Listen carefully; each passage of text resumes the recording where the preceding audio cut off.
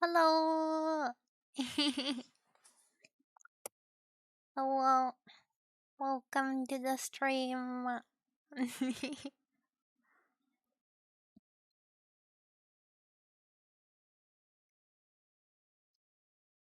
Today, I'm resting because I've been working hard all day on a commission that I cannot stream because it's spicy. But I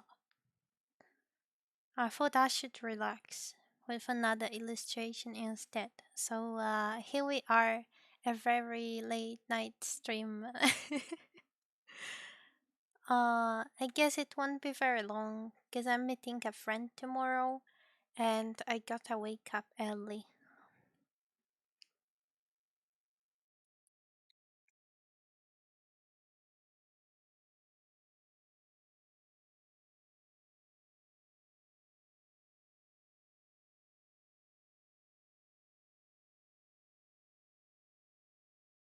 I missed this illustration. Haven't been drawing it for a long time. I've been focusing on commissions mostly. No, no, no, no. It's a commission and not me, not a cat girl at all. I could show you some part of it. Like, well, maybe not the whole drawing, but wait.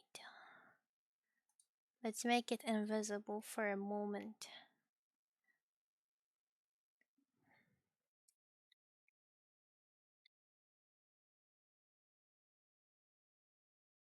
This is a commission I'm working on in the meantime.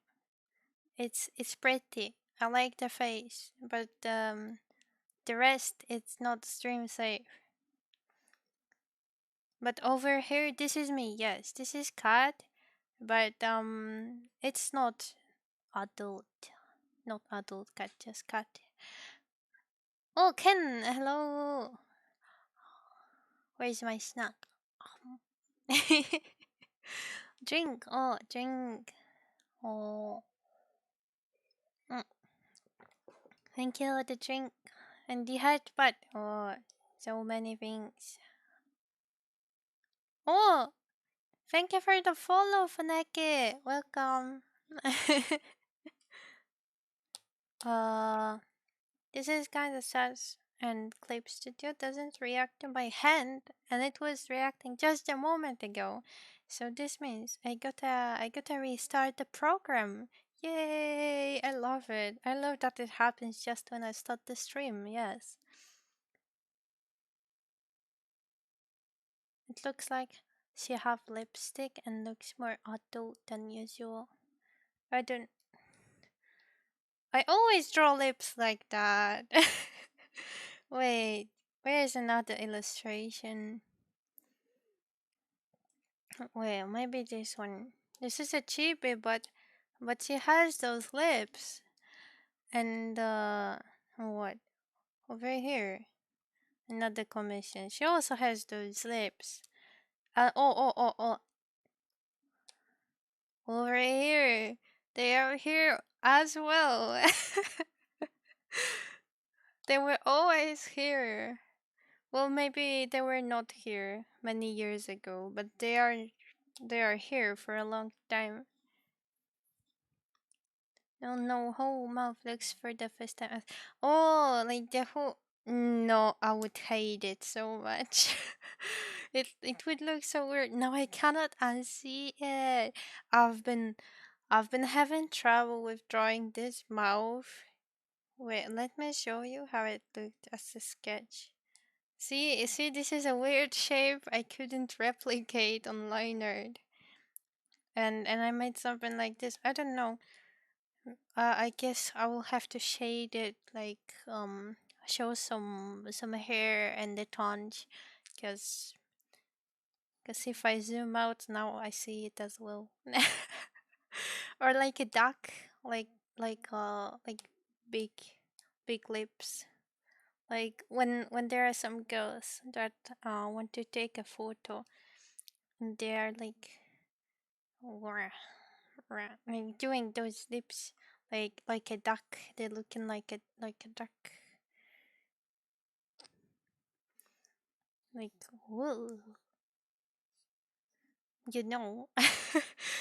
It was trendy for some time, and I hated it. I always thought they looked so weird and so stupid.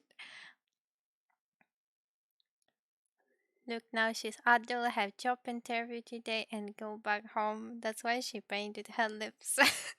That's why she's in the school uniform. Yeah, so adult, so adult. But God, I wish I had a job interview. I wish. Painted lips.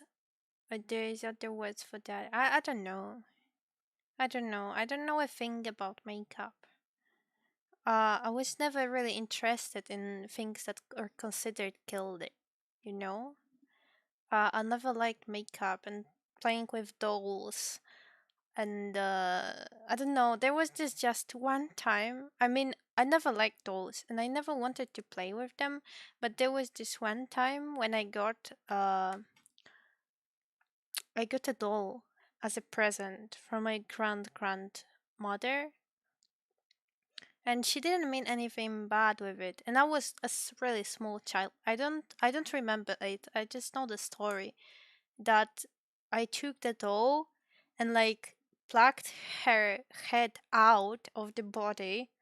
Like I separated those parts and I threw them behind the sofa so nobody could find it. Ah, that's was so weird of me. I mean, I definitely didn't like the doll, I guess.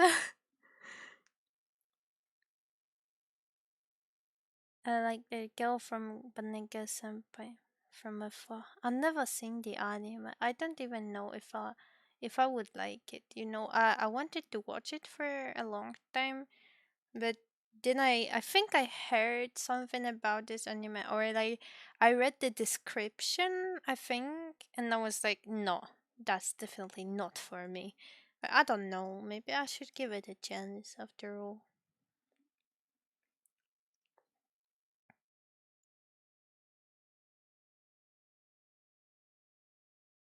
Oh my, but it's too late for me already.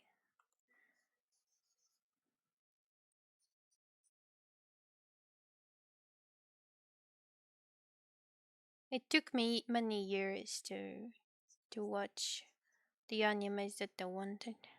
Did you watch Monogatari series? No, no.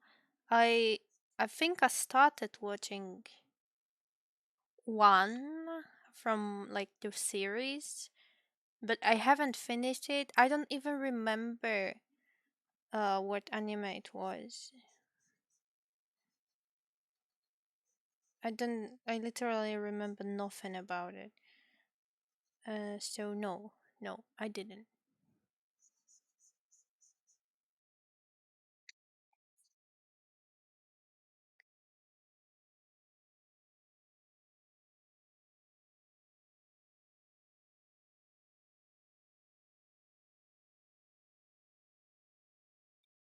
It's one of those anime that when I was smaller, it was more popular and lots of people knew it, and I didn't even know it existed.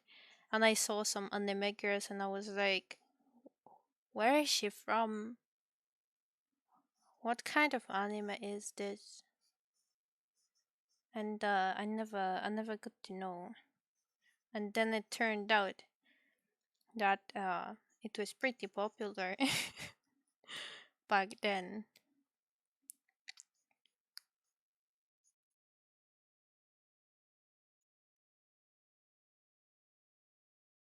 Oh, but by the way, I finished a few days ago, I think it was last week, that I finished watching Full Metal Alchemist Brotherhood.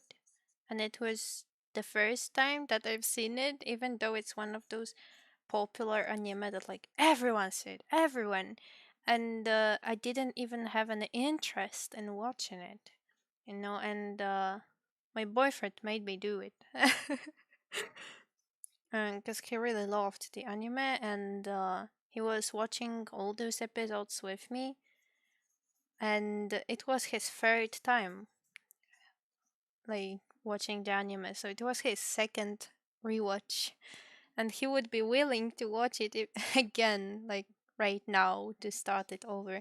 But I'm like, no, it was alright, but it was so long, and I wouldn't be able to watch it again, like right now. Maybe after many years, but no, I had enough. So it's really similar. It's much thriller mystery to solve with a Japanese magic like Japanese gods. I don't really like thrillers, but mystery and Japanese magic, that sounds pretty nice.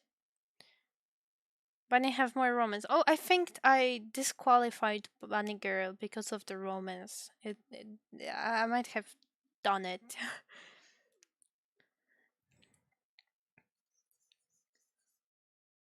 I started watching anime when I was 11, I think. So it was more than 10 years ago already.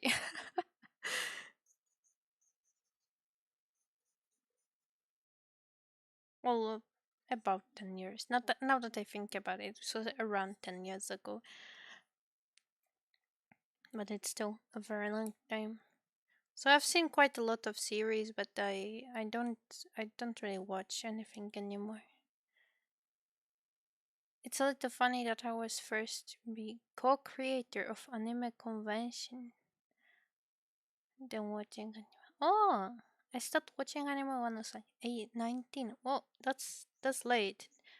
That was the age I stopped watching anime.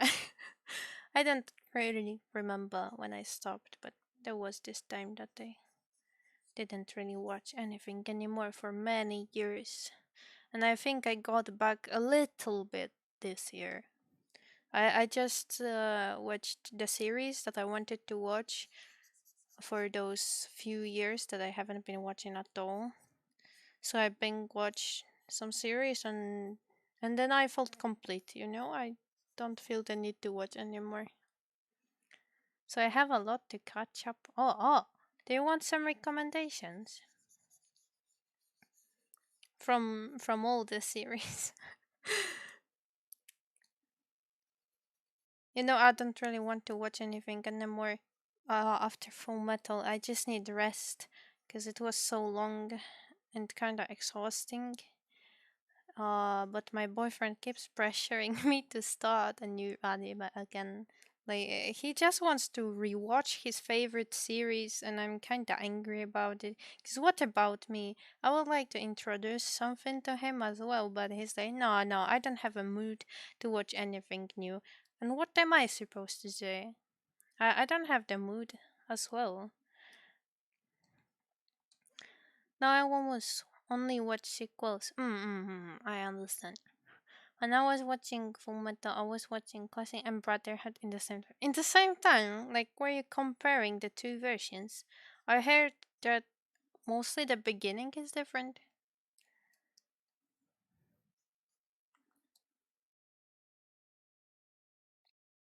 But after watching Brotherhood, I'm not willing to watch the other one because I would probably feel like watching the same thing again.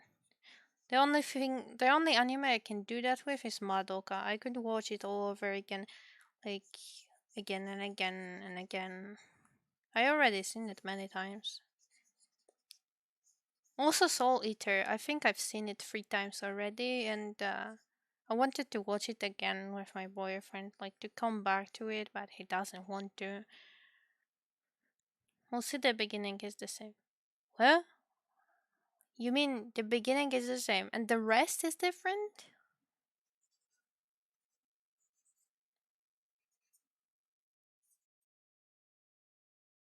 That seems kind of weird. Oh, my boyfriend's sister. She has Full Metal Alchemist manga, and I've seen like random panels from it, and it seems like Brotherhood It's very close to the original manga, even the dialogues. So I kind of believe that like Brotherhood is the OG anime. No, like it was just like the second one, but I think like it's better to watch this one.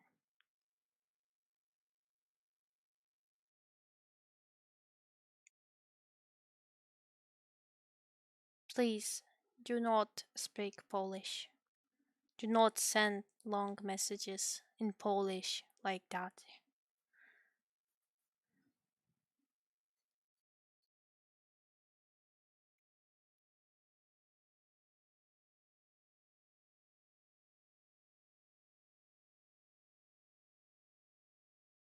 I actually wanted to hide my Polish identity, but people kept asking and I kept answering because I just cannot say no. I'm not assertive.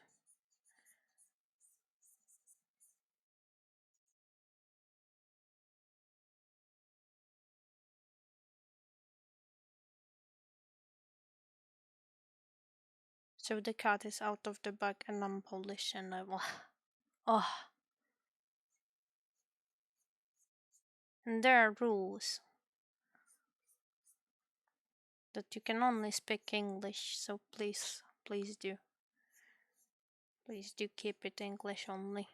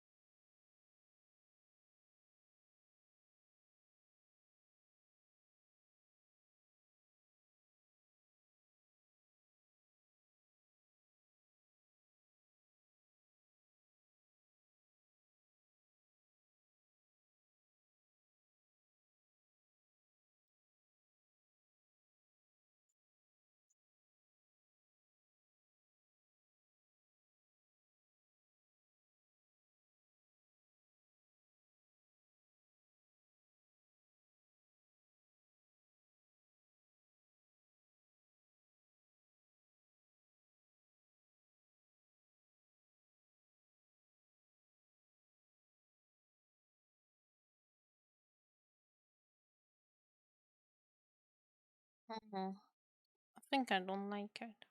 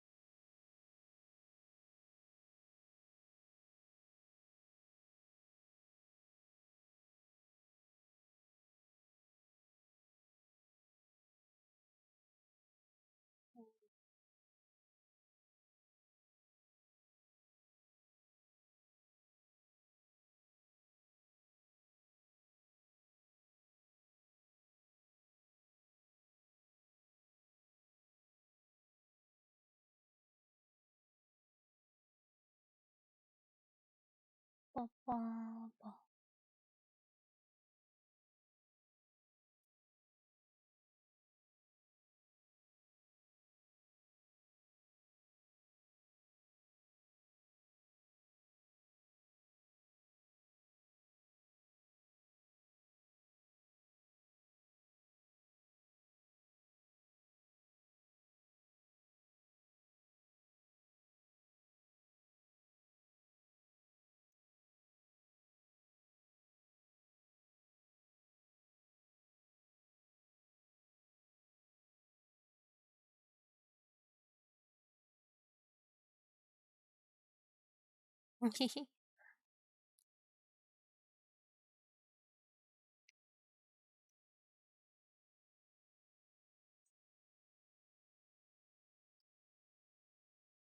No, what am I doing? It doesn't look good at all.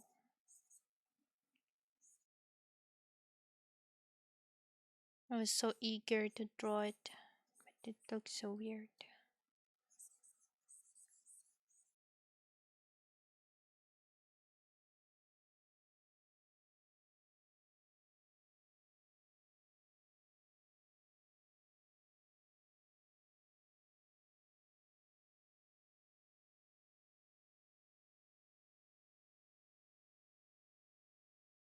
Maybe I should just move on to creating something different.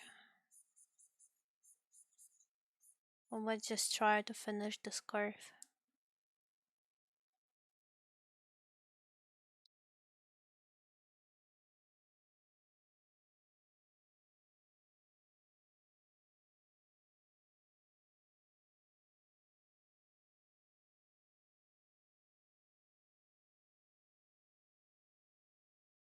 There was a time when I really wanted to make shorts, like short videos, clips from the streams, and like funny stories.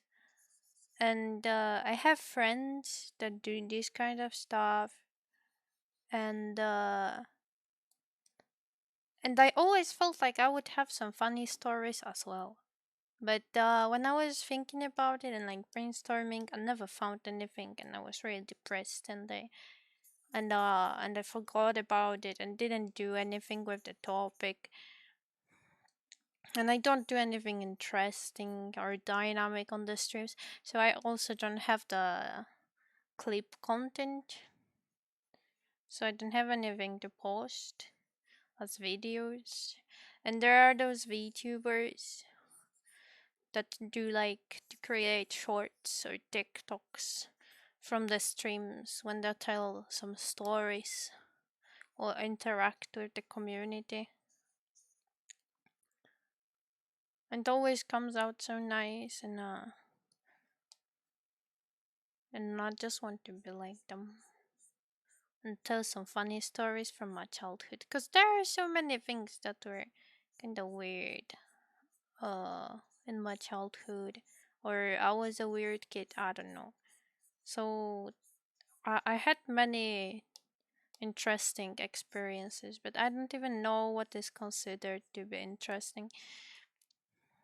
I just find it interesting myself.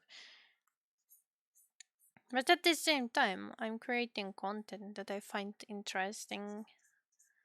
So I guess maybe I should just go on with my stories. Like there are many people that find island streams to be pretty boring, like not the content, because there aren't many things happening on the screen. But this is definitely my content, and I prefer something comfy than like competitive games. To be honest, when someone plays, I don't know, Valorant, Overwatch, or League, what other games do they play? I don't know, or horror games. I don't like to watch those two. So I always come over and I just lurk and leave the tab open. But I don't even watch, and I feel stupid, but I'm trying to support them even if I'm not listening, because I like the creator. This is just not my content. Oh, isn't it? Hello. How you doing? You alright? Anything nice happening lately?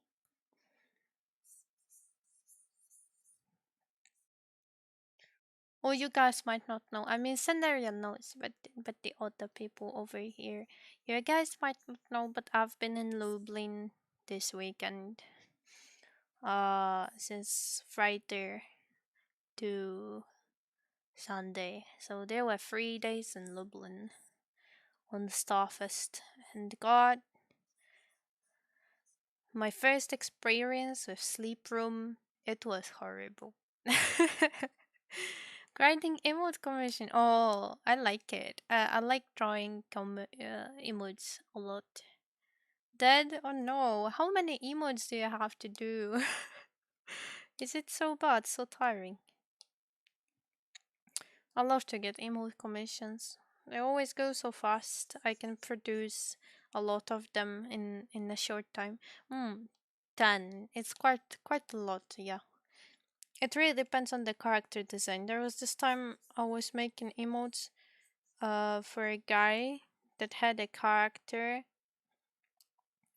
uh where his avatar was in like a kind of realistic style, like more into stylized or comic, western comic, something into more this direction.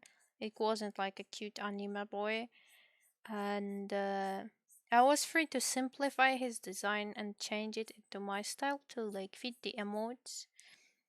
Um, so I did, and well, simplify. Well, this guy, he was partly a robot, like he literally had skin on half of his body and face.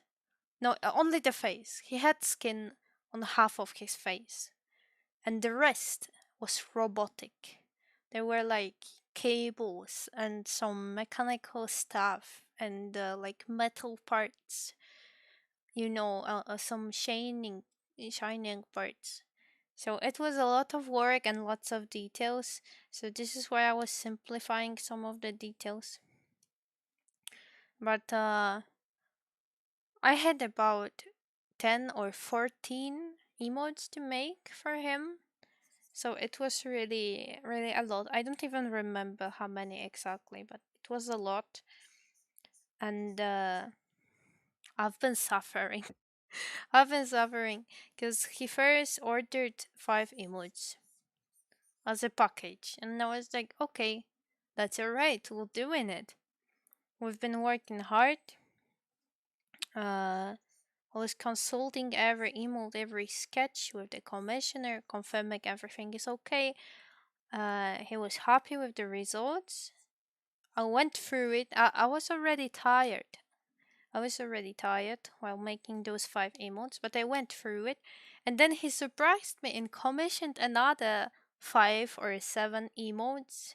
So that was a lot again. And this made me so tired. Okay, yeah, that was the hardest emote commission I ever got. And I was struggling. I usually finish one emote like an hour or two. And if I'm not rushing, if I really want to like rush and the design is not that complicated, then I might do the emote in 30 minutes. And like do the sketch, do the line art, color and shade. A simple emote. So 30 minutes, pretty quick. But God, this guy, wait, one emote, 5 hours. Oh, I was really working hard and even pressuring myself to finish the commission because I didn't have the energy to like to be motivated. I didn't have any motivation left, so it was really hard for me. But I'm really glad I pushed through it and I made myself work and that the commissioner was happy as well. This is the most important thing for me, that he was happy as well.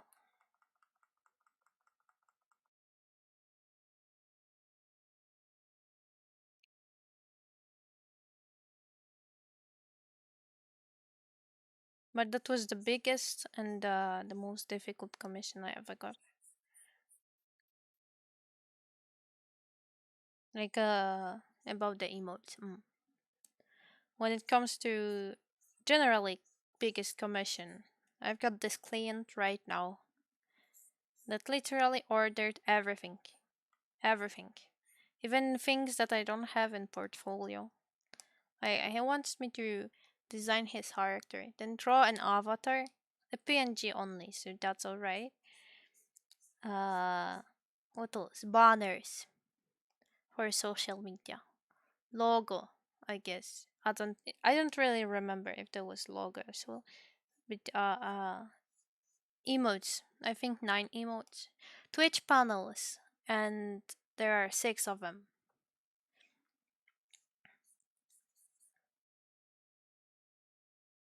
What else? And some icons, like for the points, point icon, and icons for subscribers. Is it the basic one? What basic one? But yes, yes, yes, yes, yes, yes, yes, yes. It's the basic one. So he ordered a lot of stuff. This is my biggest commission ever. Oh, also overlays. I'll be doing 4 overlays for him as well. This is one big order. And of course, we're starting with the character design so we could base everything else on it. And it's also a little problematic. I've been working hard on his designs, revising them, and and I I had this character design, the one with paint, on my mind, and I've been thinking about it a lot, and I already had ideas for the panels, uh, like the motifs of splashed um paint. I already had so many ideas for his like visual identification, like motifs, and now we're resigning from those motifs completely, like no paint on the character, so of course no paint on other things as well, even though I haven't started making the panels. But I feel like it was such a nice idea. No, it's not there.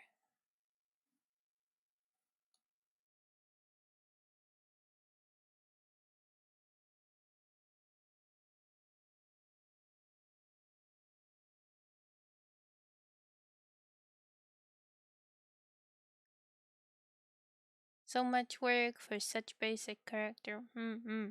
I will have to simplify. I already got the instructions what to do this time, and I hope we're on the same page. But it's hard for me to find motivation now, so I think I'll be working on it tomorrow. The paint was a nice idea. Very original also. Well, that's nice to hear. I kinda felt like it's not original at all, but at the same time I don't know people who have this motive. So I guess it was rather nice. And it wasn't really overcomplicated as well, so I kinda like it because the basic idea was rather simple.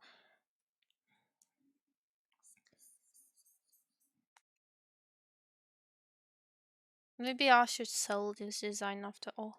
Or like maybe modify it a little bit.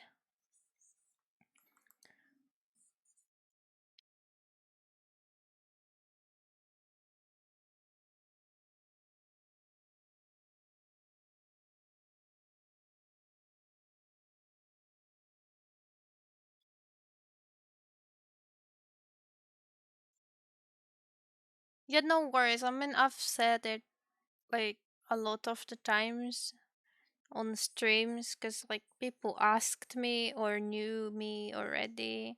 So like I can't hide it. But if I were to choose for people not to know, that I would prefer for people not to know. No, it's When I started streaming, I really wanted to hide it. That's alright though. The thing with clips is that some people constantly do funny things. I'm not funny, no funny things. I mean, I think I do funny, but not like that. Not like that. Like just having fun, not doing funny. Give nice speed paints. Yeah, I do have a lot of speed paints, but I don't post them. Because they require me to add the music and to change some details, and I'm just too lazy to do that. It was so easy for me before. I just prepared all the videos at once. Then I like did them. I I like modified, cropped all the videos like at once, just one evening, 2 hours. They were done. They were posted on YouTube, and they were scheduled to premiere. So I didn't have to think about it anymore. But after that, I don't. I don't have any ideas. I don't have the motivation to sit and do it. Snack. Ah. But I just really want to go back to posting speed paints on YouTube. I really do. The longer forms and the shorter forms. But I feel like I don't even have time for it. I mean, I could probably find time, but I'm lacking motivation to find time.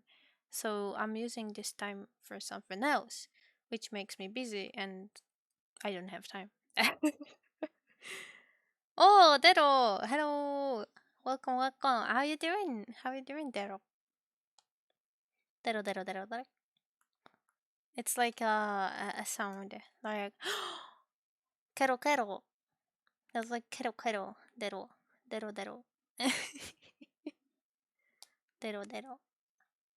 I wonder if there's something that's like dero, dero. And I guess I did some. Oh no! Guys spreading drama.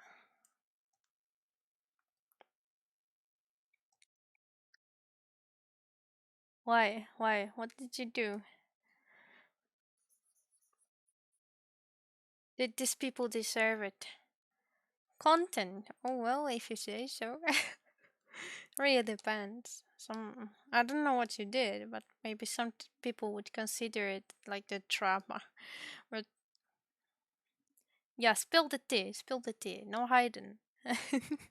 You came here. You said you did it. Now you gotta tell us what happened.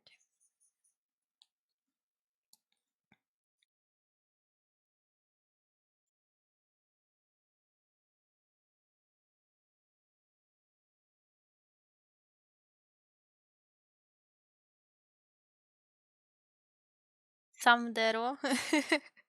Well, I guess there's nothing like dero dero then.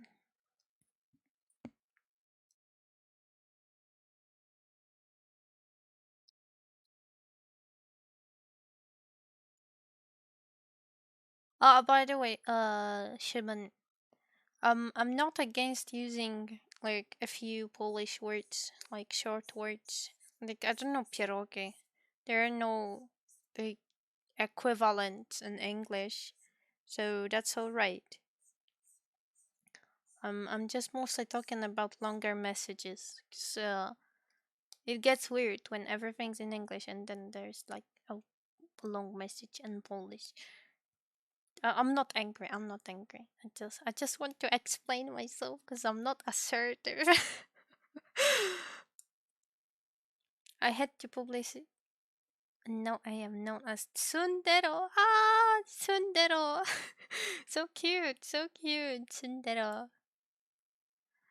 Belgian president.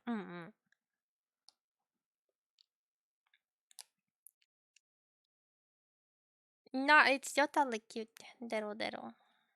Tsundero dero.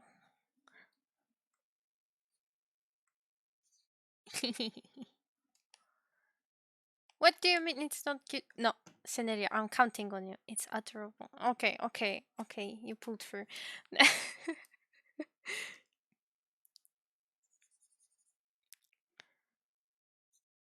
See, I even made this timer for stream elements to provoke you guys to clip stuff, but there's nothing to clip. Ah. It was tasty, tasty.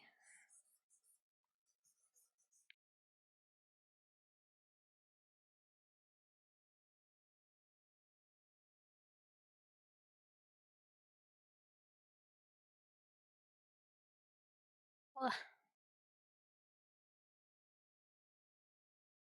Oh, what's happening? Drink! Alright, drinking. Oh, Golden Funky, hello! Hello!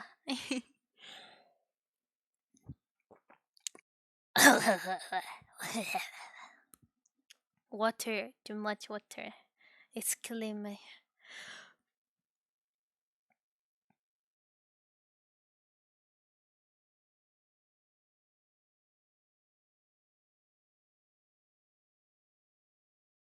Kapusniak is so good. I like kapusniak. That's a nice soup.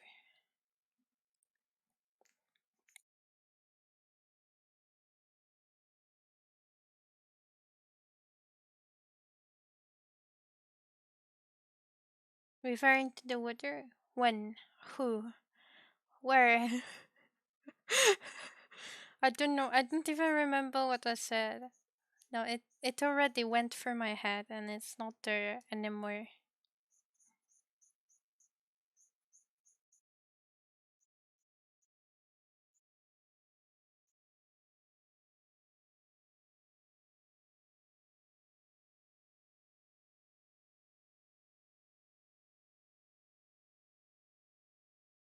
In case you don't know the story behind Cappuccino, is this emote? Oh, yes, I saw it on Kabocha's server today. I know it. I know it.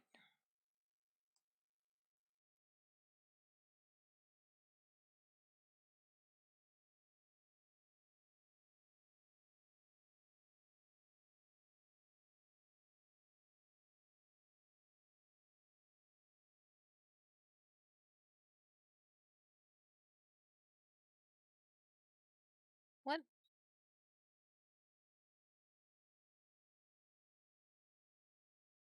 Uh huh. Alright, does it look good?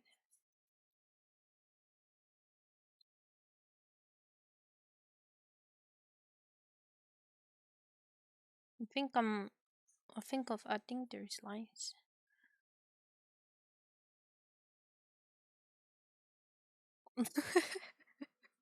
You guys.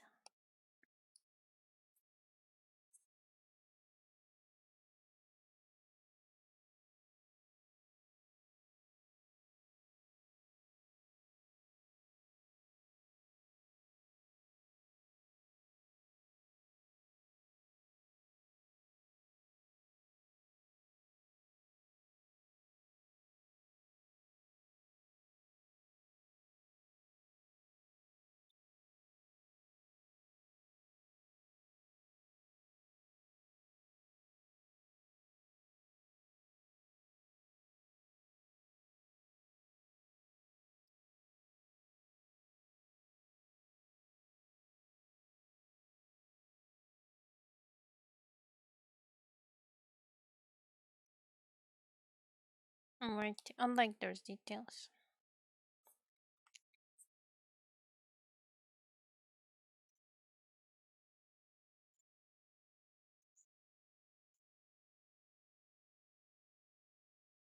It's time to go to sleep. Alright, thank you for coming, Tero. And thank you for saying hi and staying for a while.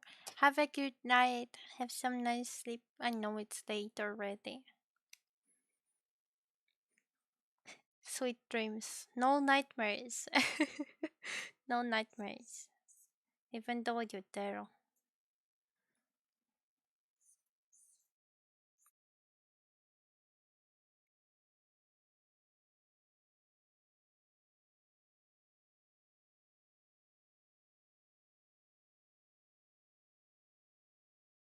Sweet dreams are made of this. Who am I to disagree?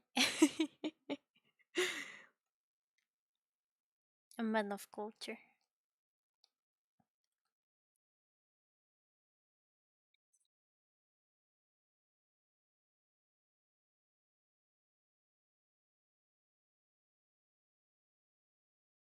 I'm kinda excited for tomorrow to meet my friend.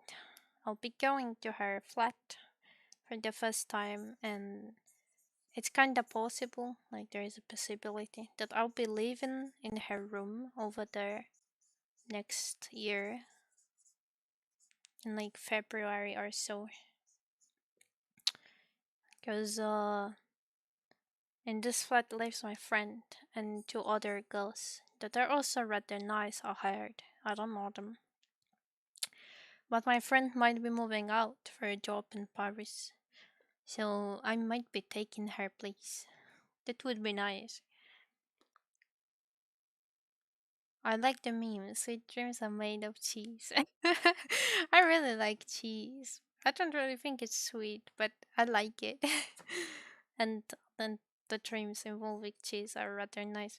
I had this one dream when I made myself like a sandwich or a toast with banana and honey. But it wasn't like I put literal banana and honey on it, but it was like banana flavored honey that you put on a sandwich, or this bread itself had it inside. I'm not sure, but ate like a toasted bread and it tasted like banana and honey, and it was a very good combination. You guys probably know how it tastes, banana and like honey, but over there these tastes were like combined together. They were not like banana with honey, but like banana honey, it was so tasty. I never ate a tasty toast like this. I mean, I ate many toasts and I like them, but this one from my dreams, it was on a whole different level. And I think I might need to make myself some banana honey someday.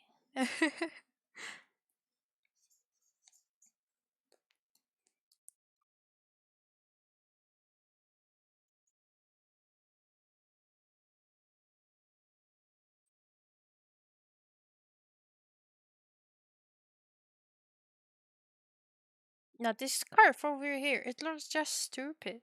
What am I doing?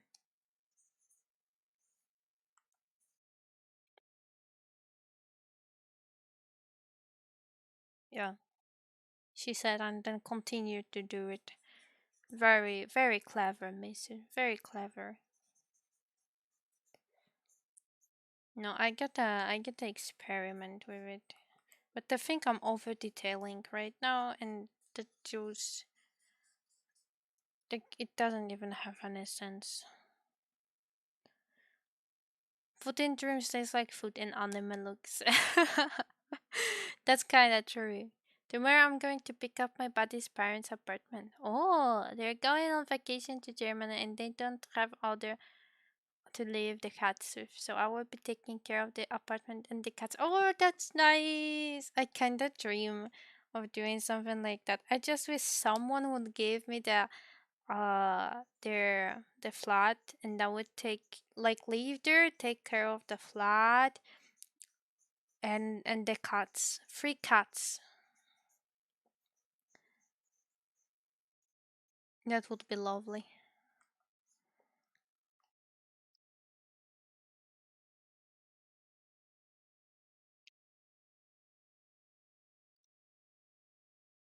Not this scarf. Really looks pathetic. I don't know. There's so much wrong with it. It's so overcomplicated. I gotta erase some parts and simplify it. 'Cause I can't look at that. I cannot.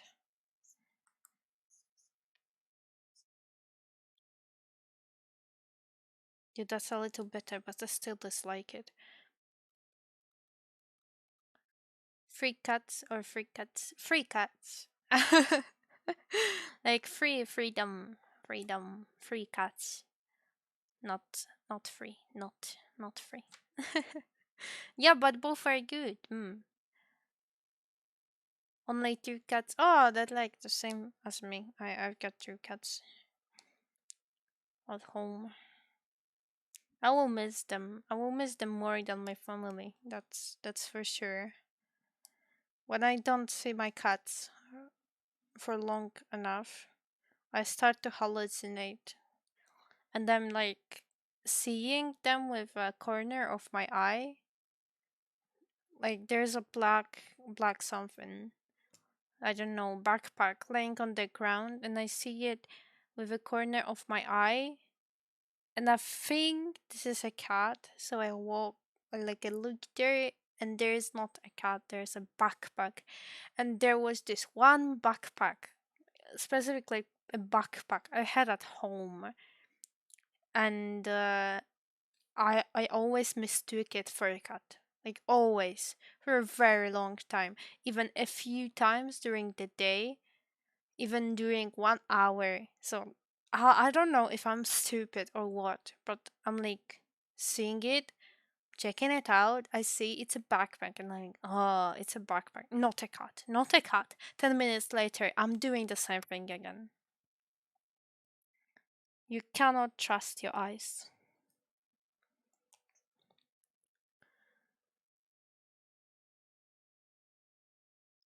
Did you count my like yourself? No, no, I did not count myself, but I could be the third cat. I've got so much in common. I grew up with cats, so I guess I might have taken some things after them. But it wasn't always the case, because I had many cats and they were very different in character from each other. Well, of course, they also looked different. They were they were generally different from each other, both in character and like how they looked. Um, but right now I've got this one cat, and she has the same character as me. We're literally the same, and I know her so well that I like see her behavior, like the way she looks at something, and she makes these small expressions. Like when you look at the dog, a dog makes very visible expressions with the eyebrows and eyes and mouth as well. And this is because they evolved in a way for humans to like understand them. So they they developed those kind of like features on the face for them to make expressions. When it comes to cats, they are also pretty expressive, but you gotta know them well, and you gotta know what you're looking at, you know? You've gotta spend some time with them. But they actually do expressions as well. And I'm looking at my cat, and I can see what she will do in just a minute, like just a moment, because I just see it. I just see it in her eyes, her behavior. Like she has those behavior patterns, let's say. Now, if she's making an expression like something, then something happens after that. And there are many things like that, and one expression indicates one specific thing. And I just see it the way she. The expression is not just the face, but the whole body, how she moves, you know? Like body language. So I know her body language and her face expressions really well to be able to tell what she will do. And I can like look at her and I know what she's thinking. So we're very open to each other and very comfortable with each other because I just know when she likes something or dislikes something and what she wants me to do. So we don't really have much conflicts.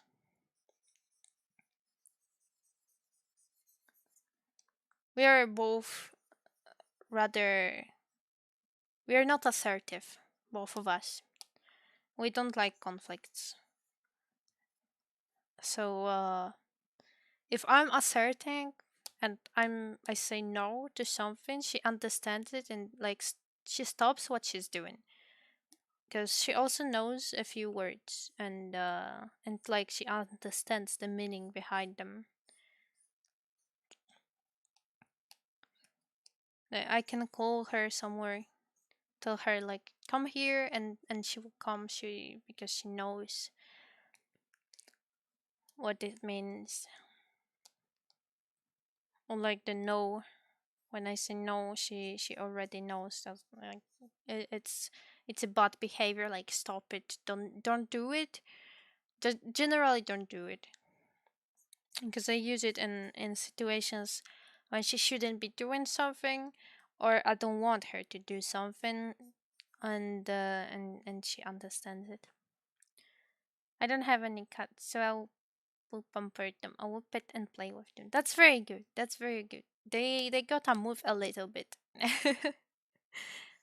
My cat doesn't really want to move that much. Like the one that I have the biggest connection with, she don't likes moving. She doesn't like sports. She wants to play from time to time, but she gets tired easily. Like it's totally me. And we sleep together. She wants to cuddle with me under the blanket. So we both know what we want. I'm very happy with this kind of outcome. We both are. And we're both pretty sleepy. We like to sleep a lot. And when it comes to my other cat, well, she's totally different. She's thin, and she has black fur. And even though she's older, she's running around frequently, and she's generally loud and wild, and she's doing what she wants. And I know she understands me, but she chose to ignore me, you know? That's the kind of cat she is. She's very intelligent, but if she doesn't want something, she won't do it. She won't listen to me. If I say come here, and she doesn't want to come here for whatever reasons, but she also likes a lot of attention, so she will generally come over. But there are those moments when she's, I don't know, focused on something different, and she looks at you straight in the eyes, like, and you're saying, come over here, come here. And she's like, and she doesn't say anything, she doesn't move. Like, she's telling you no. And she's so provocative, ignoring you. And then she starts licking herself, you know, because she has better things to do than to come to you. She's got licking to do. Or, okay, this is something most of the cats do. But when you meet a cat you don't know, well, it can be also your own cat. But you want a cat to come over, and the cat doesn't want to. Then he's gotta find an excuse. So he won't come to you. And you know what they do? They suddenly need to sniff the ground. They suddenly find the ground very interesting. And then they are like looking at you. Then on the ground, they start sniffing the ground, like, and they're like eyeing you, like not looking at you 100% directly. They don't look in the eyes, but they're like eyeing you, like sniffing, sniffing, and then looking what you're doing. Looking if you're still here, if you're still calling them over. If you are, they just keep sniffing the ground. If you're walking away, they just get to their business.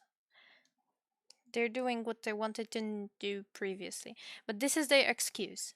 That they suddenly need to sniff the ground, and the ground is suddenly more important and more interesting than you. It's a very important task for them to sniff the ground right now where they're standing. They're not even moving. Like, there's no actual smelling tray. They don't smell anything. that is actually interesting, they're not going after it. They're not searching for anything specific.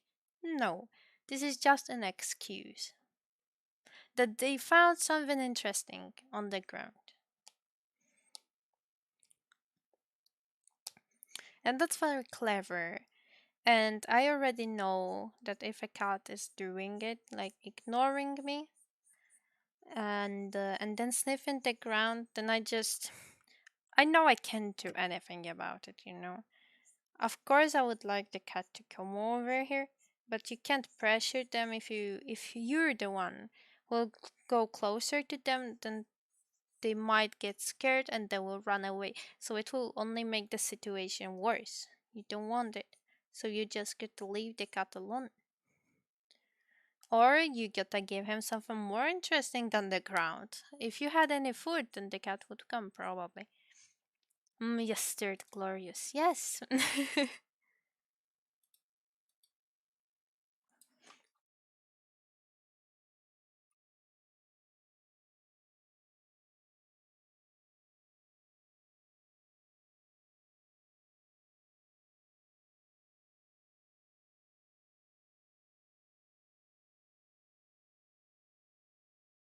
Yellow? I don't know what yellow, but hello, Apex. Hello.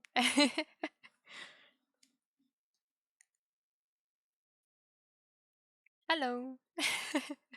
How you doing?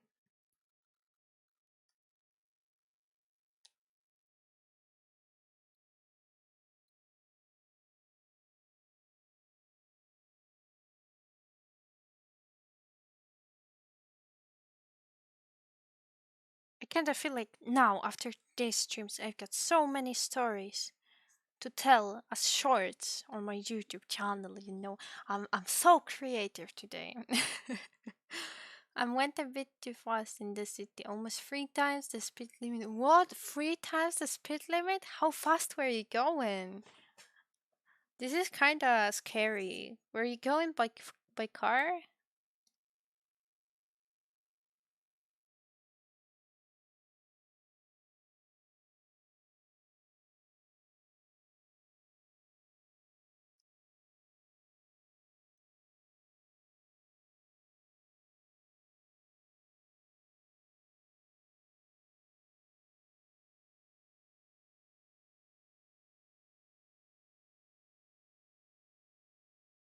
Whoa, that's a lot. Did you get a ticket? No.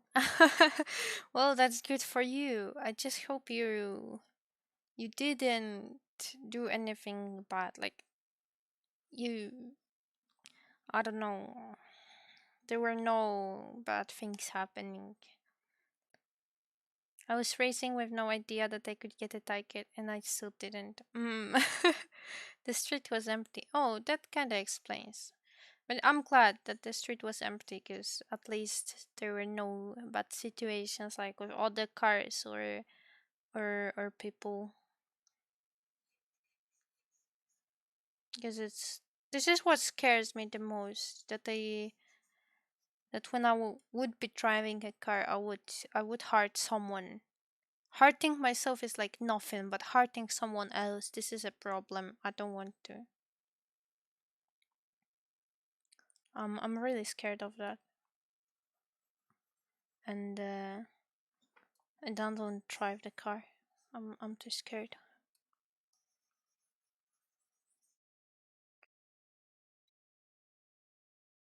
The city speed record has been broken. Once I was four times the speed limit when I saw a thing with 20 and I was driving more than 80. Oh, the end road repair and don't hide old signs. Oh, I still won, so yeah.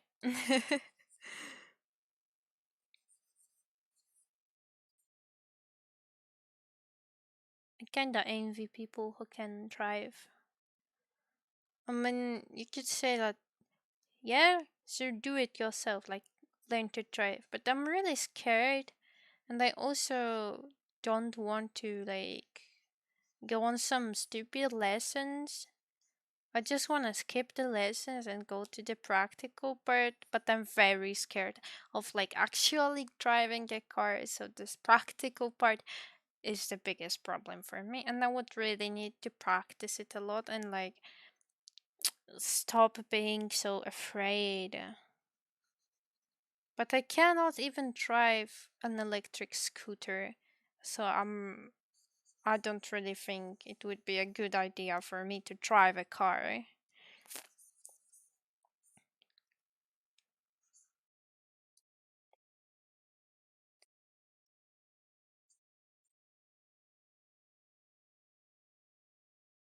I'm gonna sleep. Alright, you can sleep.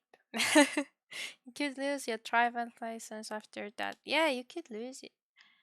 I could teach you. No, no, no. I don't wanna learn. I don't wanna learn. I need more excuses. Because I know most of the things theoretically. I don't know anything in practice. But also driving a car is very well. It's not intuitive for me. Let's say, and and I would prefer to not drive with manual in the car. And I don't have anything against like just the manual, like changing the gears, but I've got the problem with pedals. This is what I have a problem with. And this is what I find some unintuitive. There was a time my parents bought a car with automatic gears. And I really had fun as a kid. When I was a kid, I wasn't scared of anything, like literally anything. And my parents even let me drive a car. And I had no problem with it when I was like very small. Um, I don't know, primary school, I guess. But then when I was older, like maybe high school or middle school, when I tried to drive a car on an empty road, I got so scared.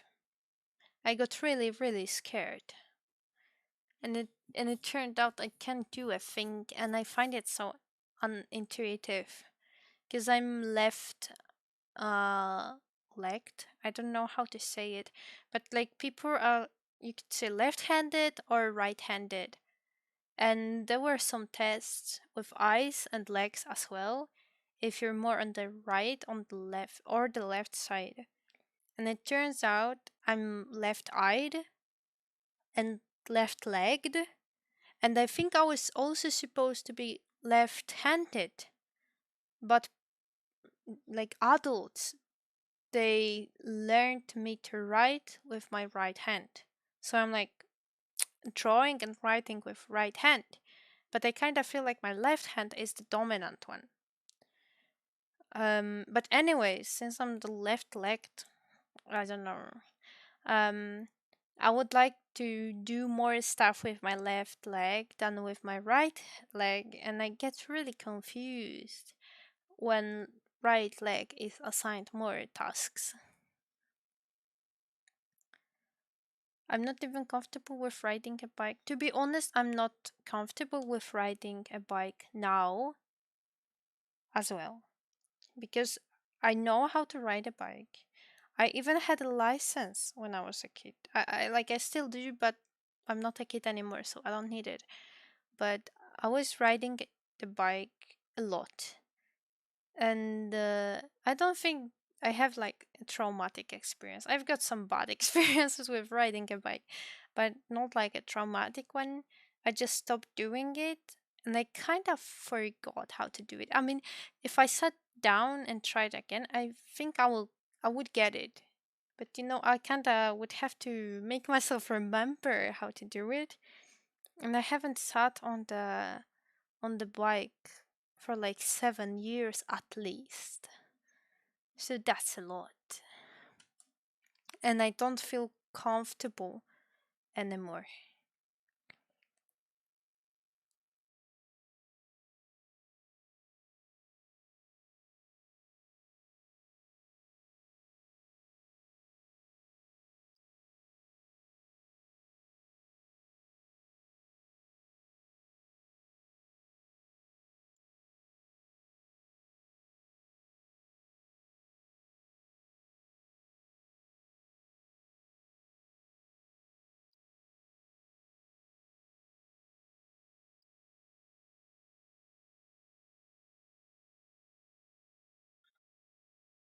Wow. This term has been on for only an hour. I'm already kinda tired and I'm getting a little hungry.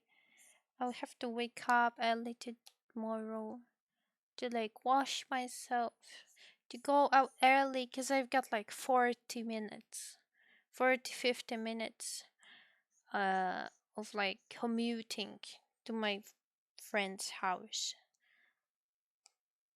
There's like taking the tram and then a bus, so it's not complicated, but still 40 minutes it's a lot. So I gotta go out of home like 1 hour earlier.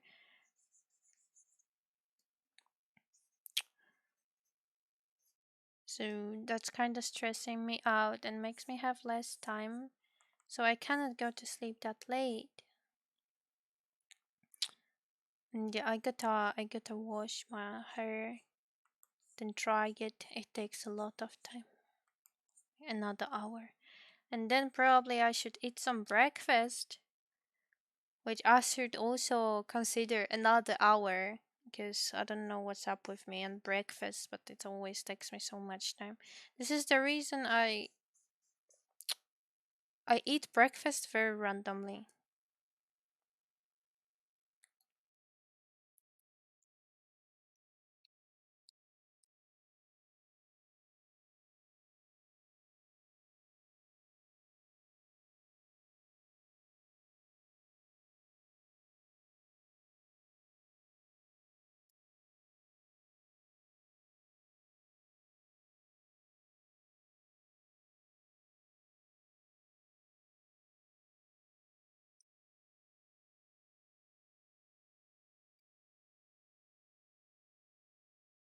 So I'm kinda like excited to meet my friend, but I'm also stressed to not be late.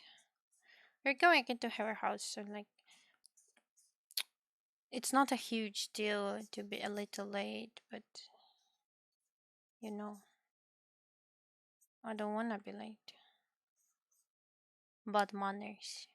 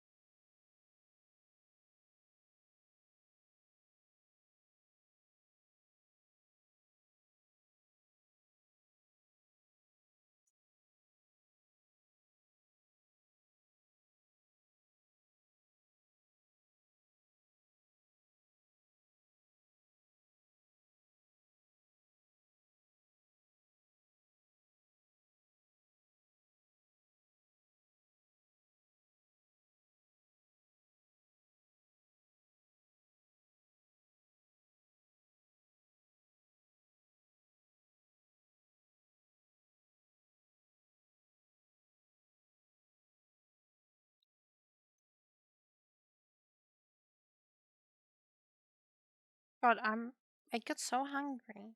N- I was talking about breakfast and now I'm so hungry. I guess I already know what I will eat tomorrow. I guess I can skip the breakfast.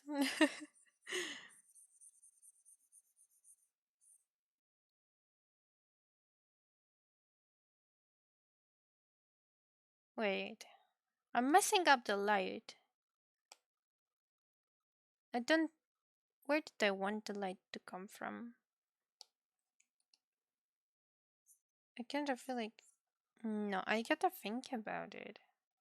I guess it should be from upwards. So the shade should look different over here.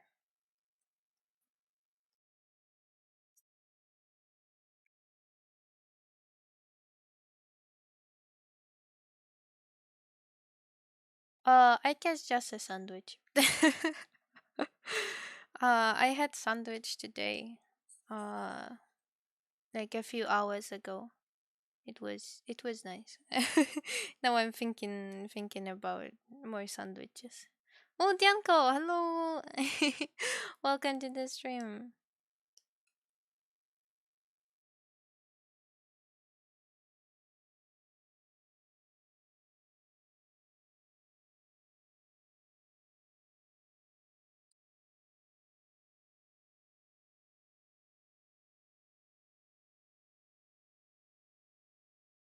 But with what very important questions? What topic? It really depends. I guess just the cheese, like yellow cheese. I guess. I don't really have meat at home to like put on a sandwich. I ate today I ate with cheese and also jam. Like some separate sandwiches went with jam, apricot jam, and the other ones were with cheese. So I guess I will do something similar tomorrow, but I finished eating apricot cheese today. Apricot jam. Oh my god. I don't have this jam anymore, but it was very tasty. And now I'm craving more. Apricot cheese sounds interesting. Someday. There was just one time my little brother said that yellow cheese, like just cheese, tastes nice with some kind of jam. I think it was strawberry jam. And he literally put strawberry jam on cheese. It was so weird. And I am not sure if it was like a really good match, like mind breaking. No, I would say it wasn't mind breaking at all, but it was alright. I don't think I would eat it like myself, and I wouldn't do sandwiches like that for myself. But when it was already there, it was alright.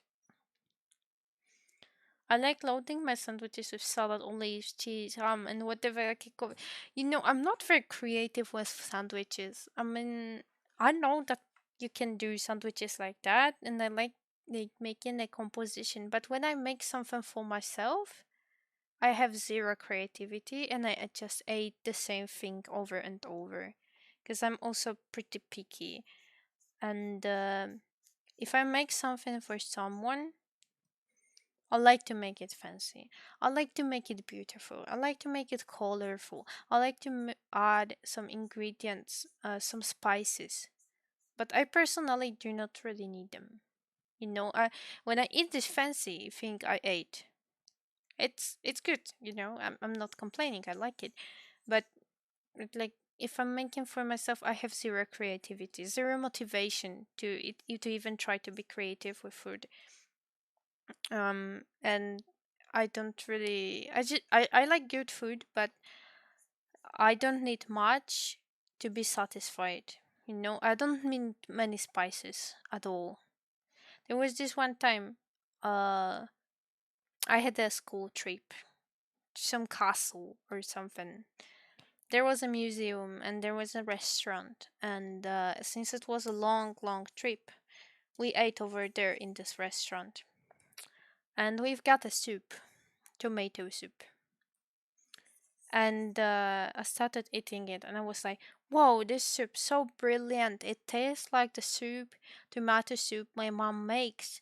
And I just love my mom's tomato soup. There's no better tomato soup for me, and I was so happy about it.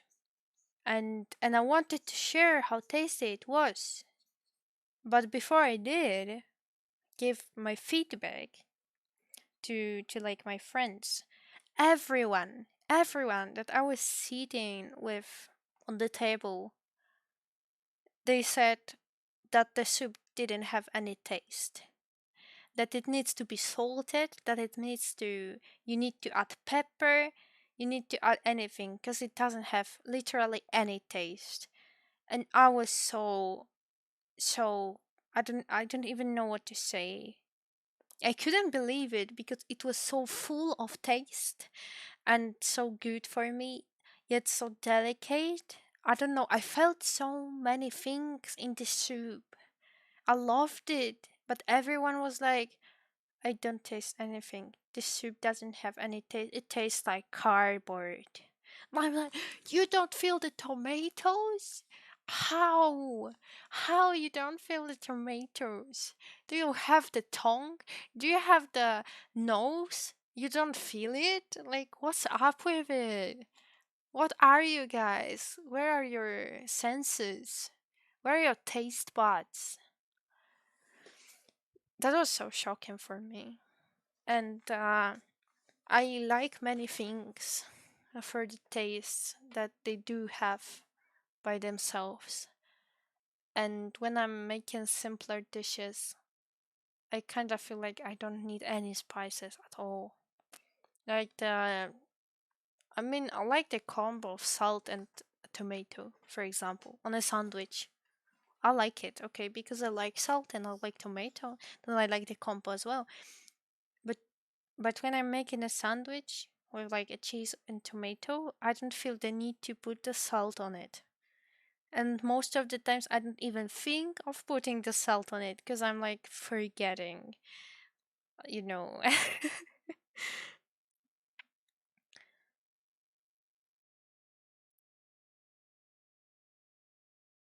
For someone else, I can cook something really good, but just for myself, just hard boiled egg. I don't. Well, I don't like eggs, but I know what you mean. Like, ah. You got all the spices from the boat? I hope not, because when there's like the chicken soup, most of the spices, well, maybe not salt. Salt is usually everywhere in the soup, but pepper, it's usually on the bottom of like the big bowl with the soup, and I don't like it. I generally don't like pepper in chicken soup. Maybe just a little bit, but I don't like pepper at all. I Okay, to generalize, I don't like spicy things, but I would much prefer to eat wasabi or gochujang paste or spicy pepper than to eat like pepper as a spice. I really dislike pepper in taste. It's like you're eating ash. It's so untasty. And you can feel it on your tongue, and it's like you can feel it's kind of spicy, but its taste is like, I don't know, you're eating sand. You're eating sand from like a sandbox that the children played in. I'm a hater of pepper.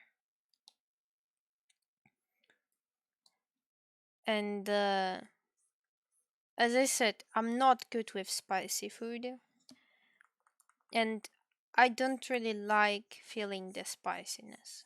I like mild things. Oh, thank you. Save. Oh, you're right. I should save.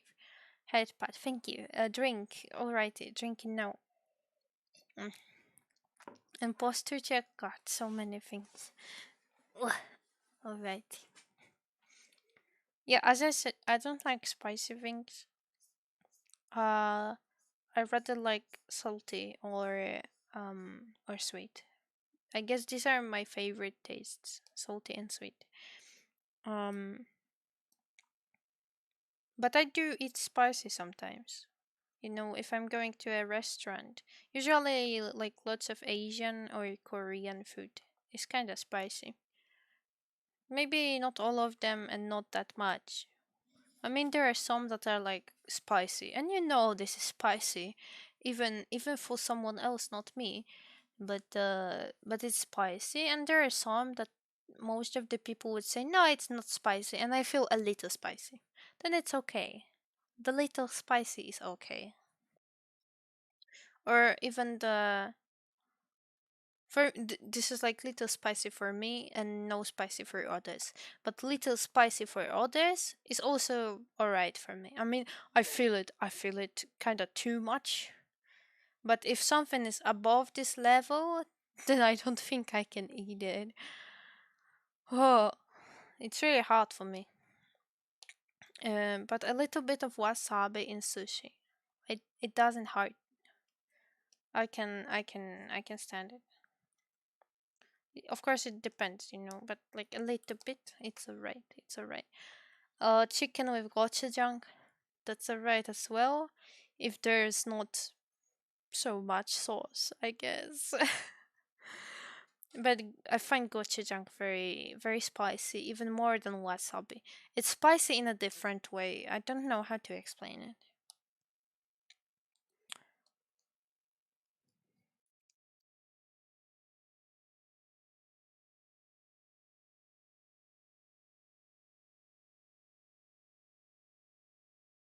I guess it really depends on the ingredient.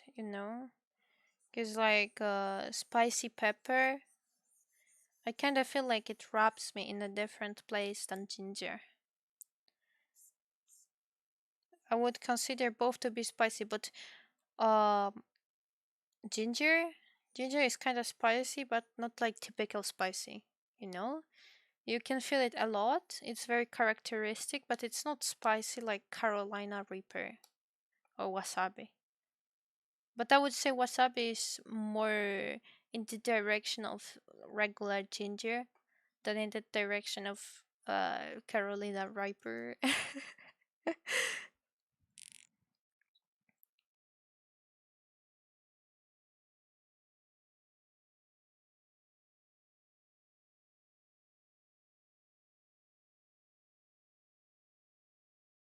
But yeah, I really do feel it differently. I also kind of feel like I'm not good with spicy food and some other stuff because I'm very sensitive with all of my senses.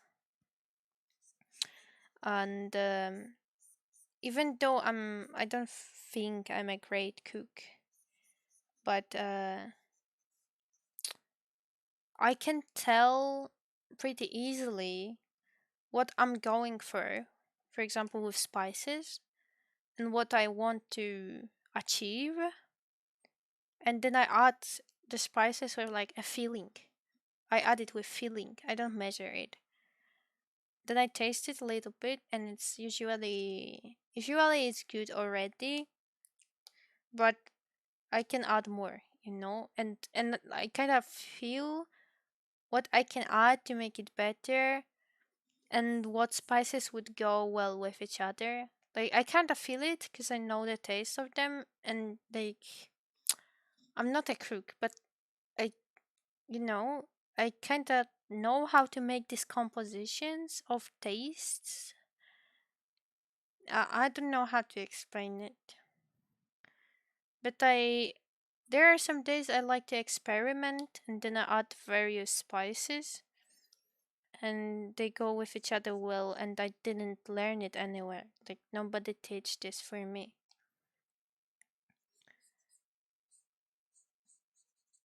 Oh, someone hello, how you doing?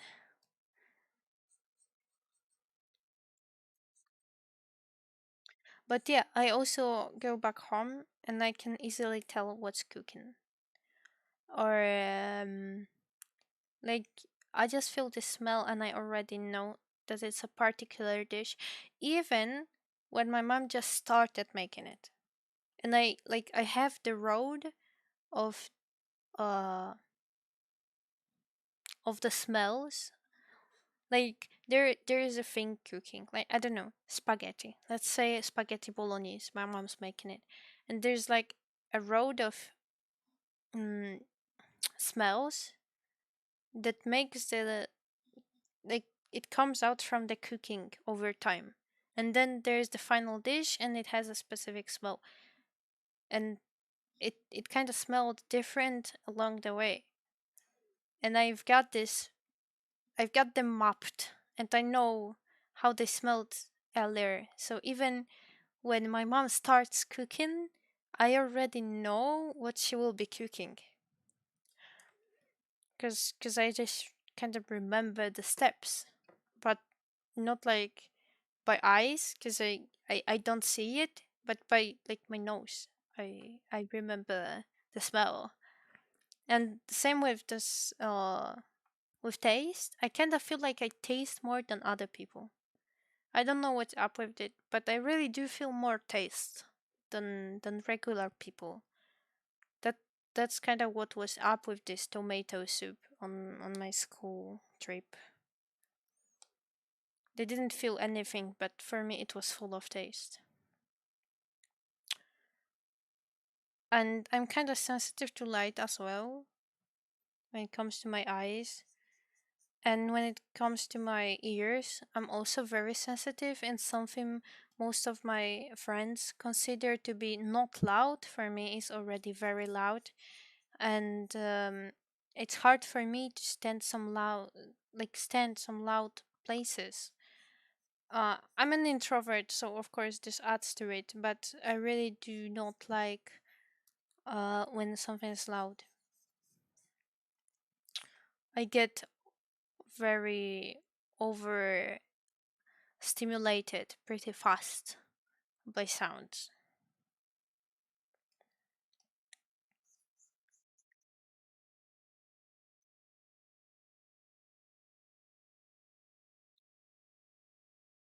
When for me this tonight, I'm playing many games quietly. Oh, what games are you playing?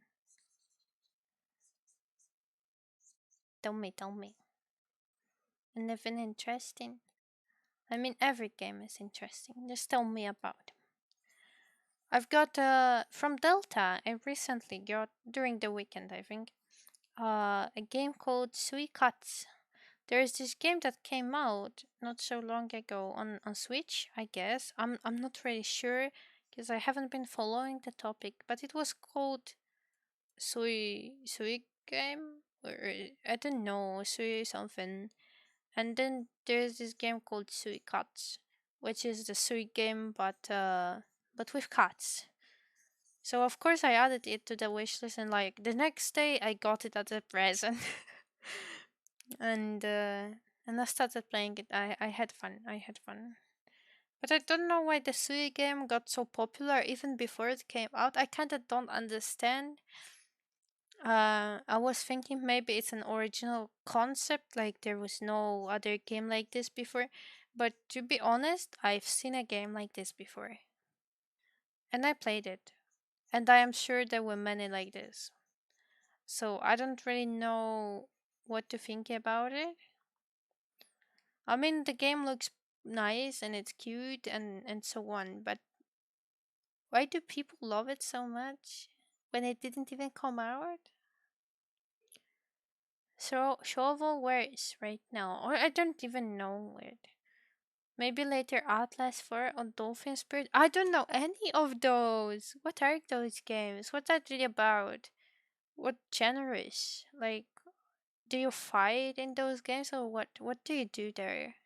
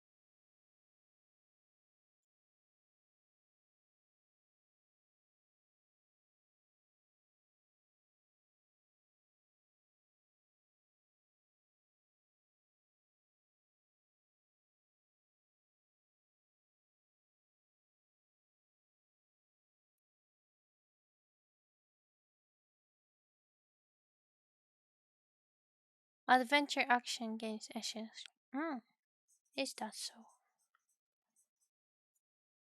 It's a very broad genre.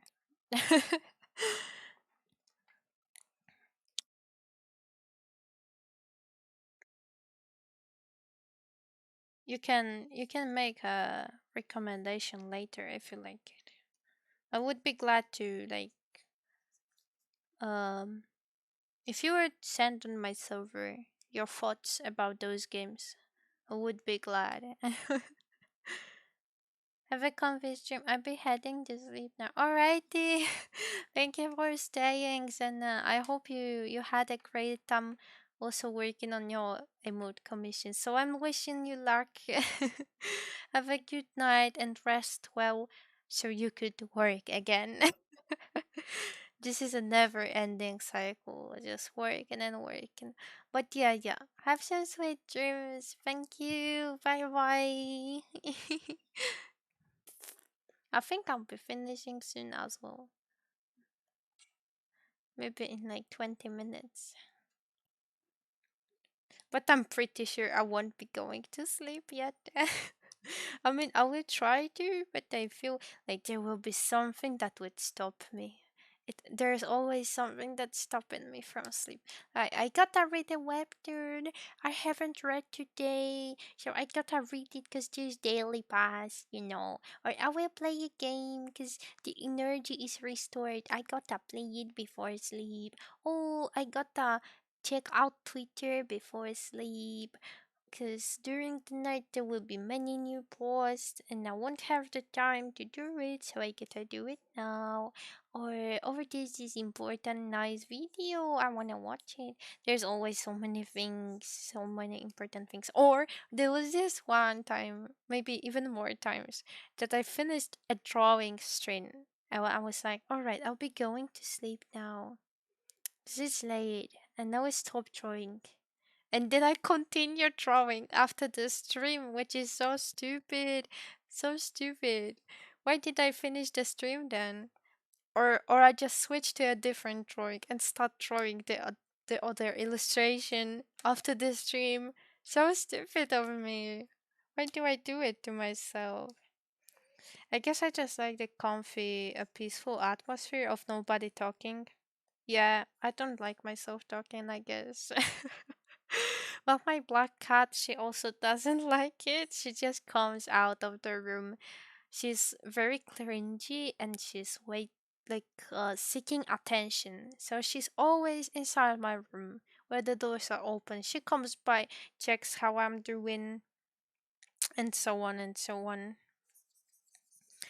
But then I'll start the stream or join voice chat on Discord and I start talking. Just like 2 words are enough, one sentence. And then she's like, meow, meow, meow. And like, um, scratching the door is like, meow, let me out.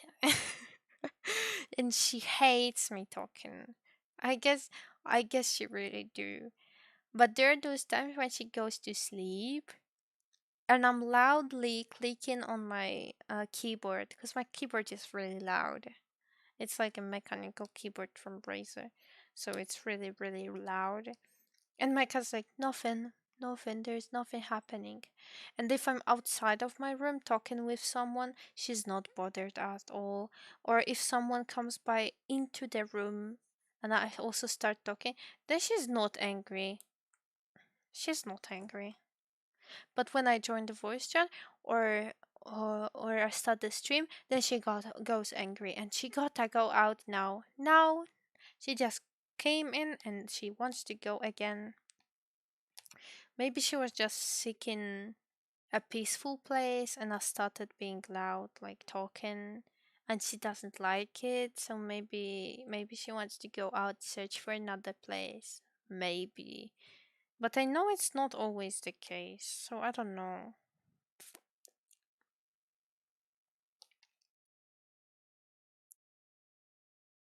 I'm sometimes really confused. Like I know my fat cat very well, but when it comes to the black cat, I get confused. I mean, I also do know her pretty well, but sometimes I don't really understand her that well. But I'm really trying to. There are many benefits of understanding your cat.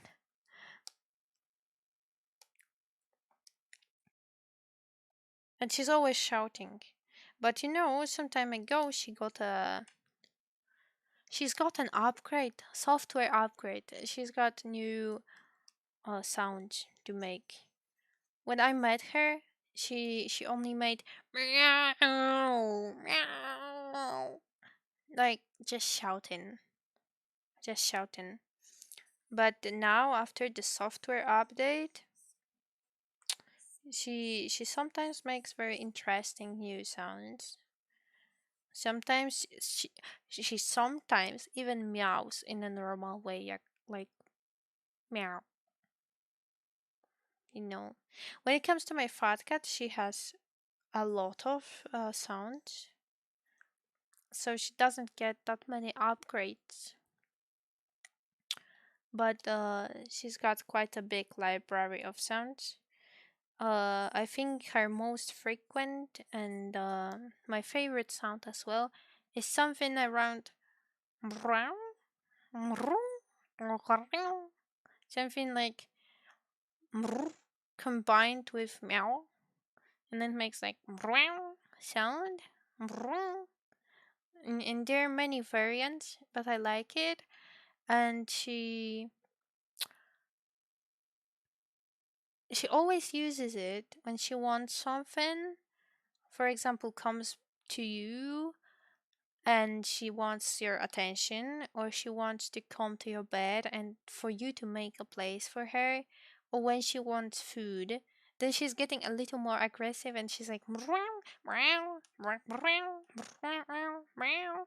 There are some normal meows and also those meow sounds. Um and sometimes she just kind of wants to talk to you. She's seeking your attention, but she doesn't want anything specific. And she's like, "Oh, getting back home." And she was sleeping. You're coming back. You're making a sound like closing the doors and stuff. She's waking up and she's like, "Bro?" And like saying hi and like asking, "Oh, are you home?" And then I'm like, "Yeah, I'm home. I'm home. I'm home." And yeah, and we're talking. And I come over, I scratch her, and she's like, and then she starts purring.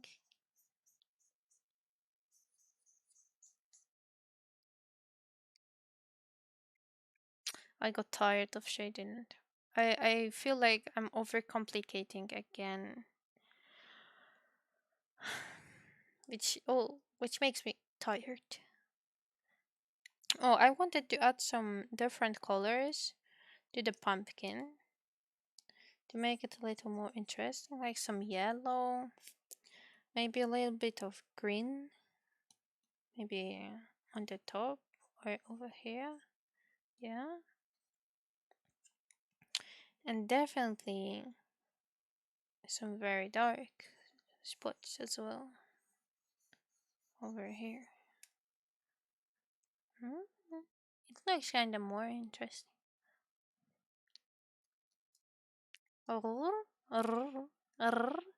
It's more about like starting with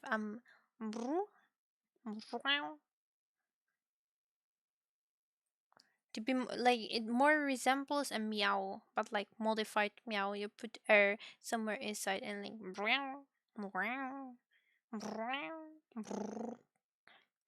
it's a combined purring with meow. You, huh? Scenario, you should be sleeping already. Also, I don't know, but I don't see it like on the chat. Was there a clip? Really? I'm going now. Oh no!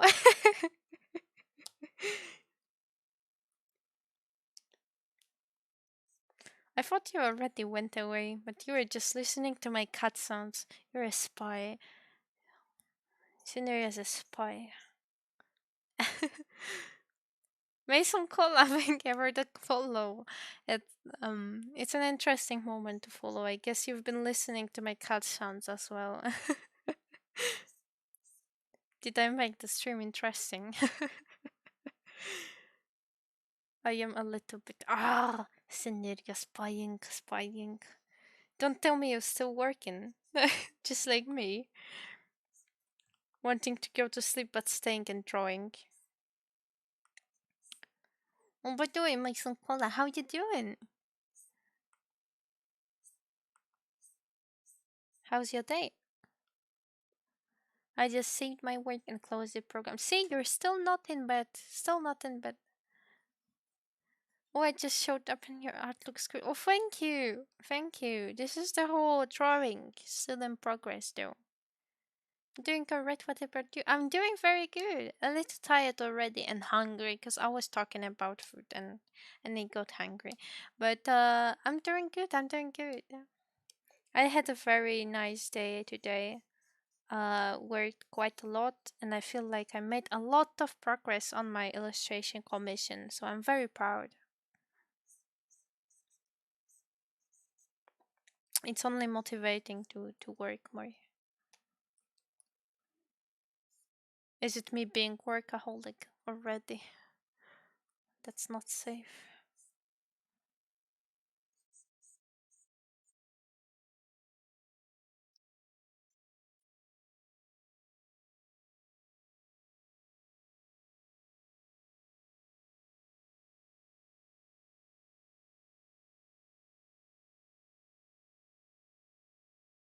Which sounds nice. I'm also working on illustrations commission right now. I find it fun to draw while watching someone else draw. Oh no, that's the same for me. That's the same for me.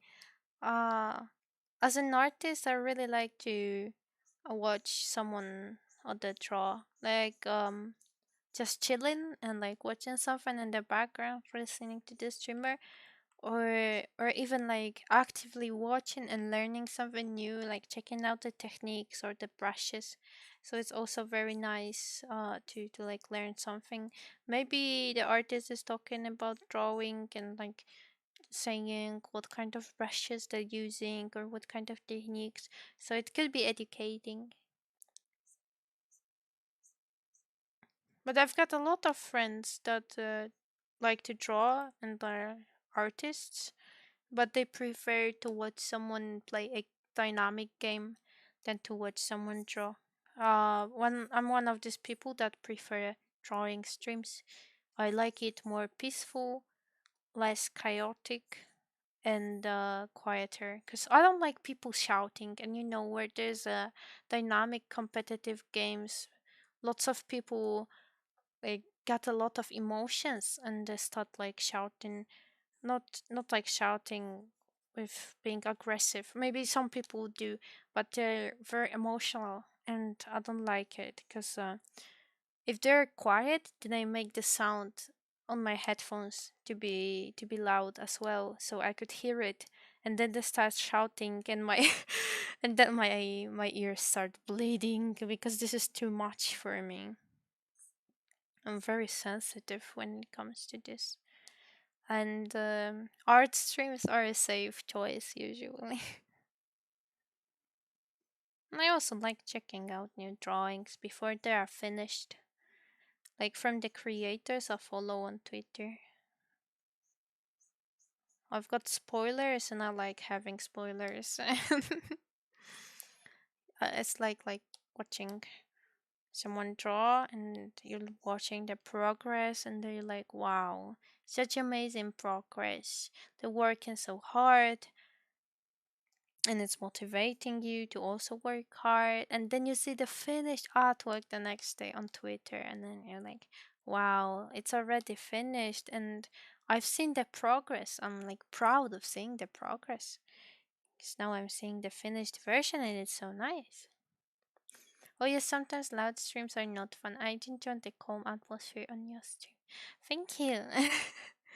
I am mostly making the content I would like to watch myself, I guess. Uh, I also think I feel like that's the case in general, that most people prefer dynamic and like loud streams because they find loud streamers to be funny and entertaining, but they don't really like streamers that are like that. And so I'm making a comfy content and it's kind of niche and not that many people like it. We just sit here, draw, and talk about some different things.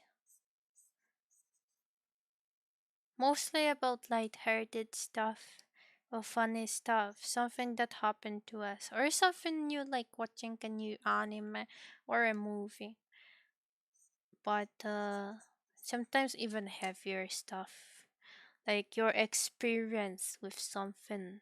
I don't know, your ex-boyfriend. These are always wild experiences, and they get like pretty dark sometimes because you broke up for a reason, right?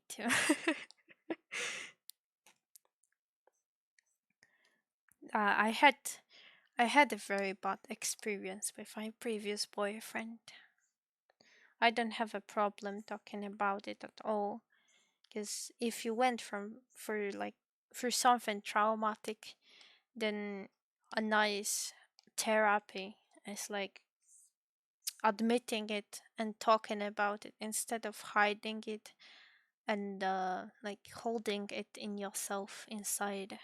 So it's better to talk about it sometimes, and maybe someone else will find it interesting, or they will get some new knowledge. I don't know.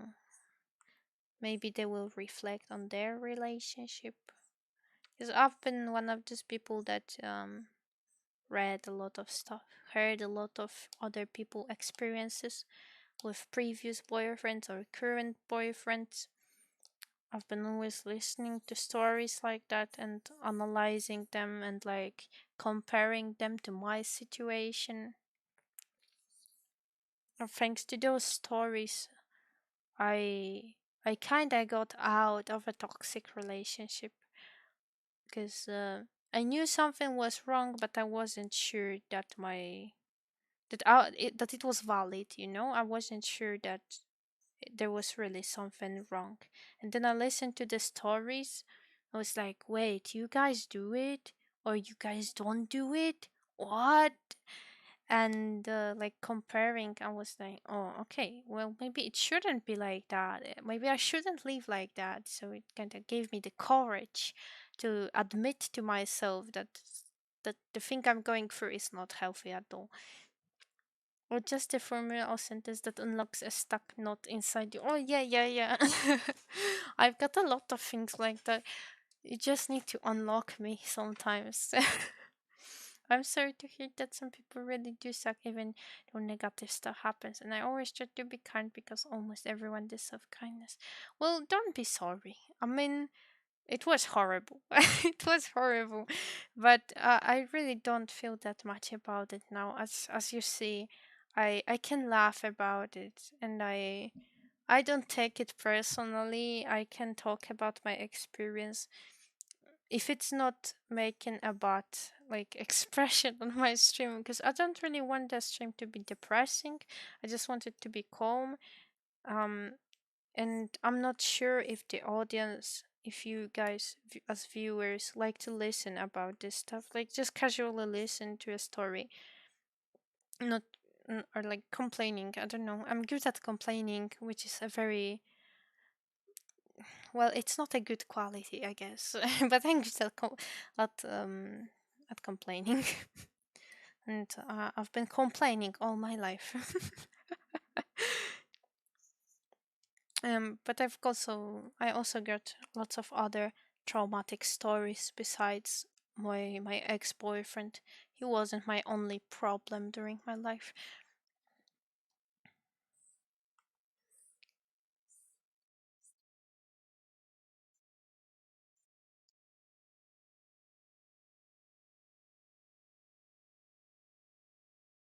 So I kind of got a lot of things to talk about. This is like a topic where when you can start and talk and talk and talk and it never finishes. It's interesting hearing about other experiences. Oh, that's nice to hear. This gives me courage to talk about it more. Like, cause there's like nothing to be ashamed of. I'm actually proud of myself for going through that and like enduring it and getting out of the situation. I'm not very good at like being proud of myself and like complimenting myself. But this is something I am truly proud about because it really changed my life. Empty your bag. I can tell you this bag doesn't have an end. You can put your hand inside and you can go all inside of it. Like your whole body you can go inside and it's still not finished. No, but I would just like to talk about it casually, not like vent. I don't consider it venting. I just consider telling a story. Like there are some people that like to listen to criminal stories. Yeah, and you're listening about people being killed or something or tortured. I don't know. And and some people just find it entertaining or nice to listen. Like it's an interesting story. Even though it's creepy, it was interesting. And it's like a story, an information, and it's not like the guy telling the story is venting. So I would like to go into this direction. I don't want it to be considered venting. True crime is fun to listen to. See? I knew you would understand.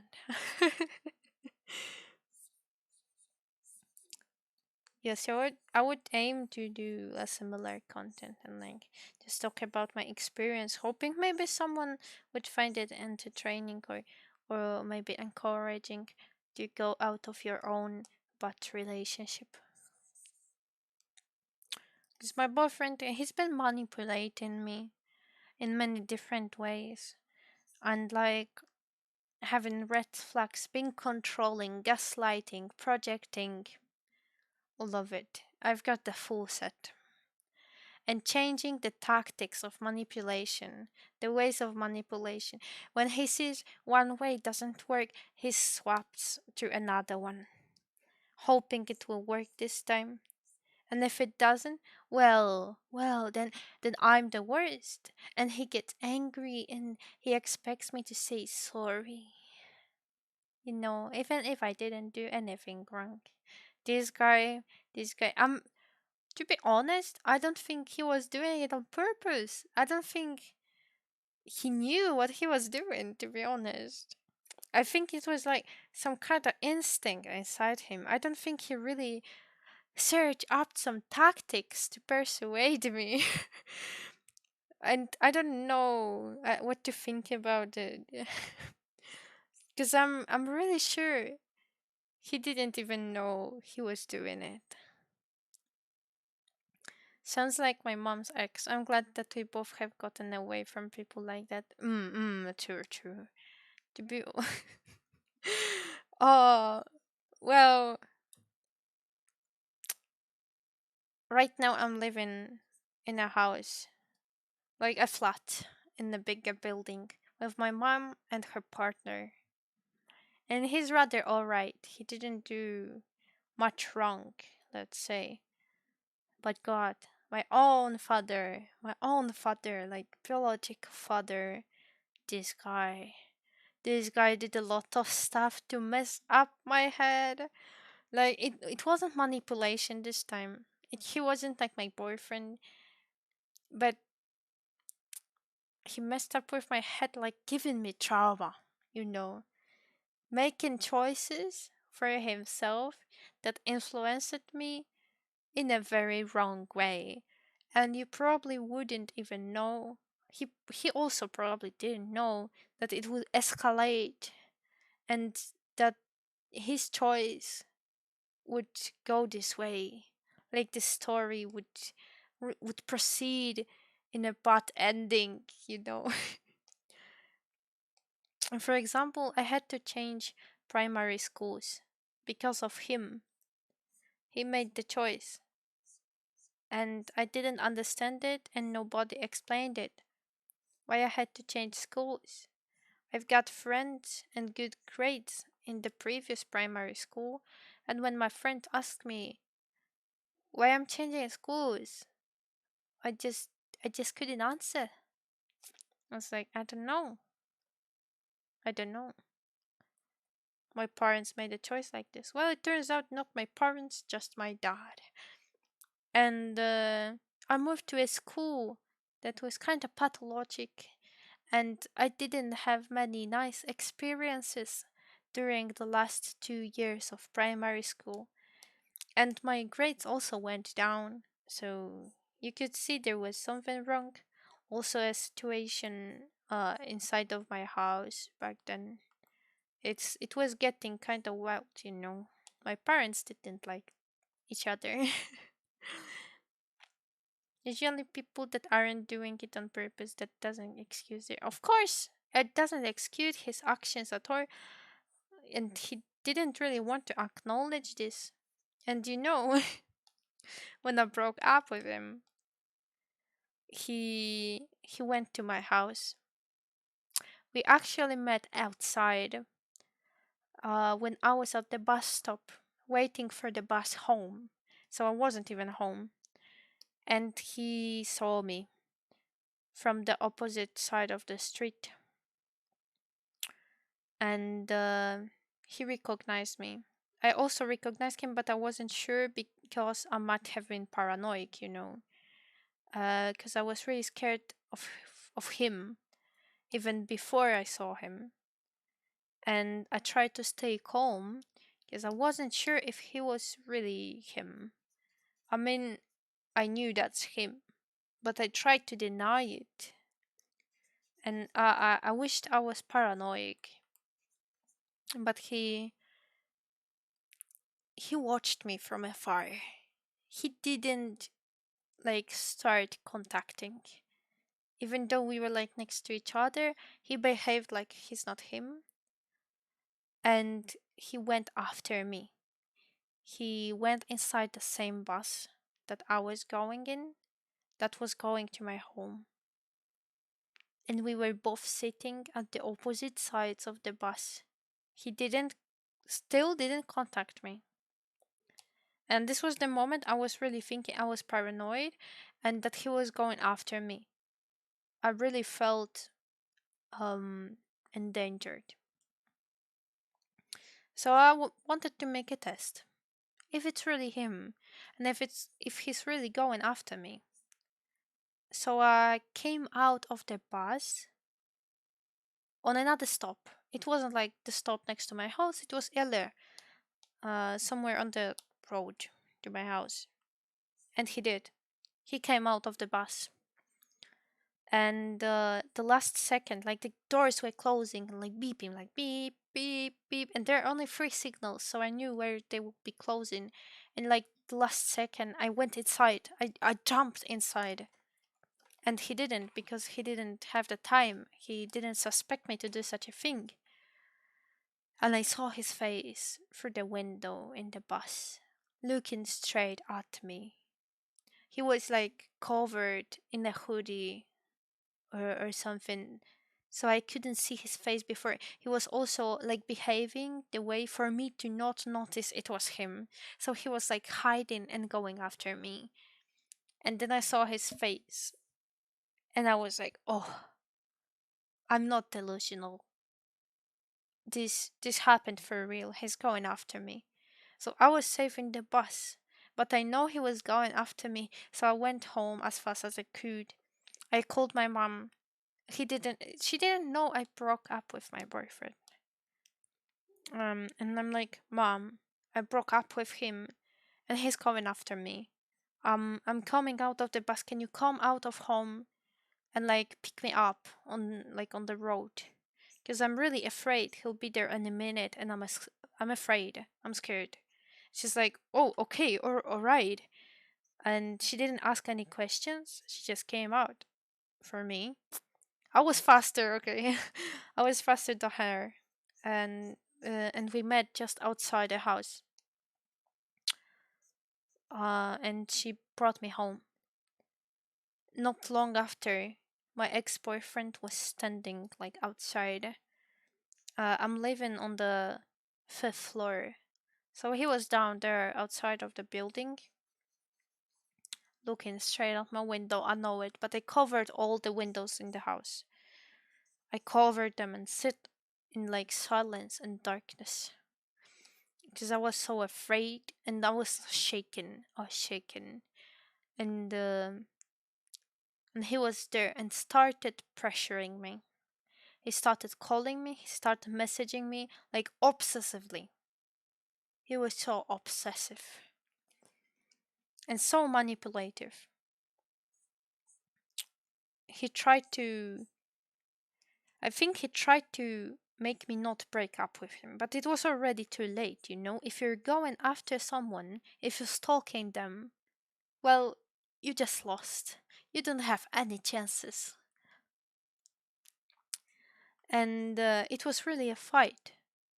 And he even tried to pressure me to let him inside by telling me that it's cold outside, that he's freezing, that his hands are so cold. And I was like, well, go home then. Why are you standing there? Go home if you're cold. You're scaring me, just leave me alone. But it was really hard for me to like tell him this, even over the text.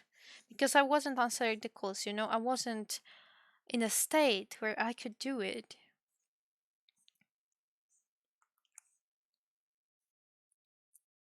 I was crying and shaking, and my mother was trying to like mm, calm me down. I'm not sure if it was working, but really, my ex-boyfriend has been standing there for a straight hour. Okay, it was an hour. He was trying to persuade me and pressure me with his calls and his messages. He was texting me literally everywhere, like messages on the phone number, but also on various communicators. Yeah, it was hard. So I wasn't really in a state that was like easy for me to say those things and to make him go away, but I somehow did. I somehow did. Yeah, it was really scary when someone's stalking you and then you're like, wait, I know this person. Why are they even stalking me? Why can't they come up and like just talk normally? To be honest, if we just met over there on the bus stop and he would come by and say, hi, can we talk? I would talk. I would talk normally without any of this. I don't I don't understand why he didn't want to confront me there. Why he wanted to wait for an hour until my building. I don't know. This is so stupid. If he felt embarrassed to talk with me, then he would just let it slide and go home. I don't know, try another day. I mean, he made the most stupidest mistakes. Why did he think it was a good idea?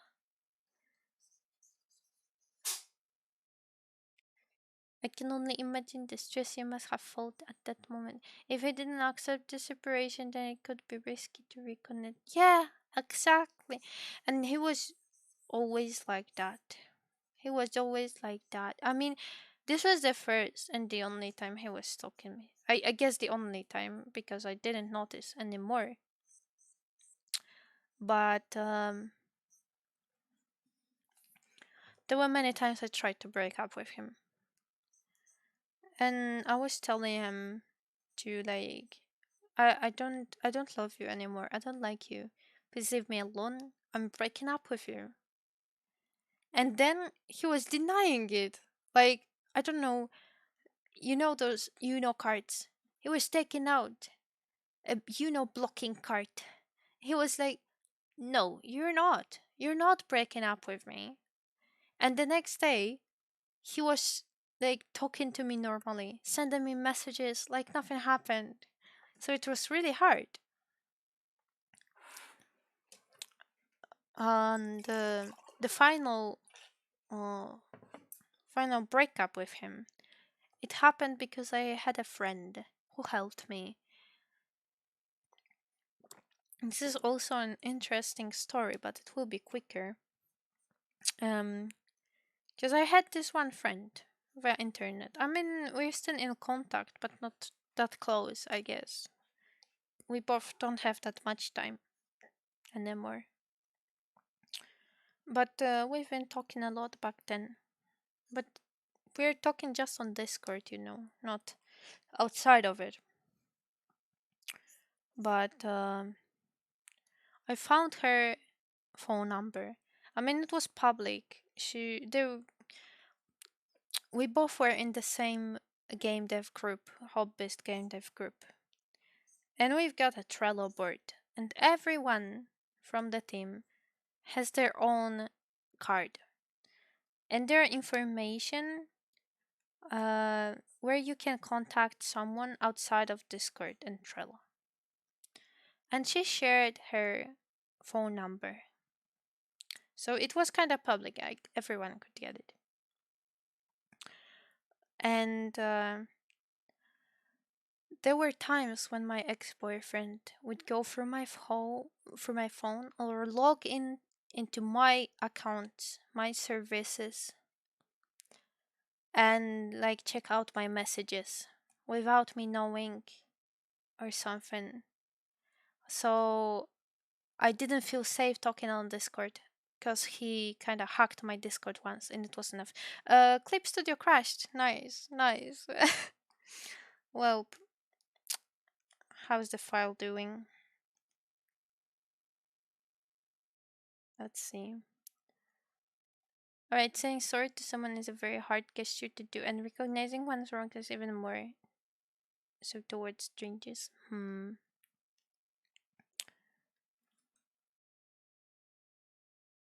Yeah, but to continue, um, I wasn't feeling safe talking on Discord because he could like load. Also the file, it looks alright. I didn't lose much progress, so I'm not angry. This is the only time I'm not angry. About Clip Studio crashing.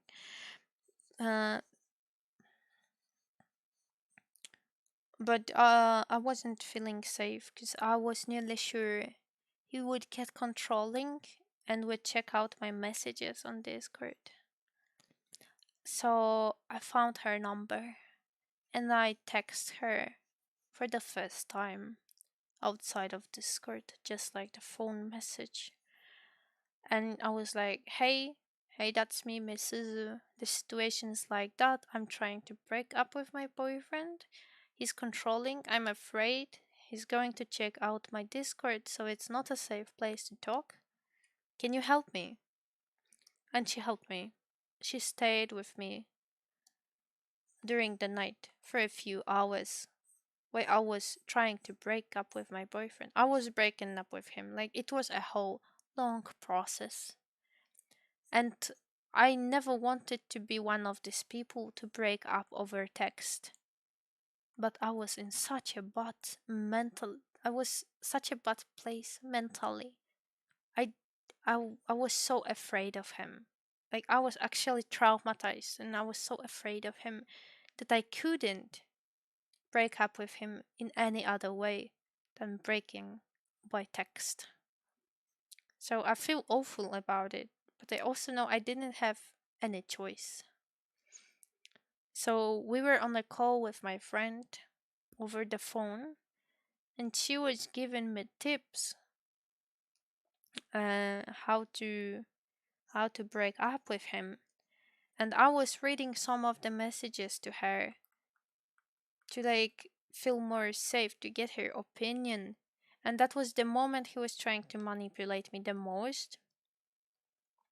And she would say, "Don't listen to him. He's trying to manipulate you. Don't let your guard down. Keep saying you're not, I don't know, something. Keep saying the same thing you said, that you want to break up. Like, don't give up."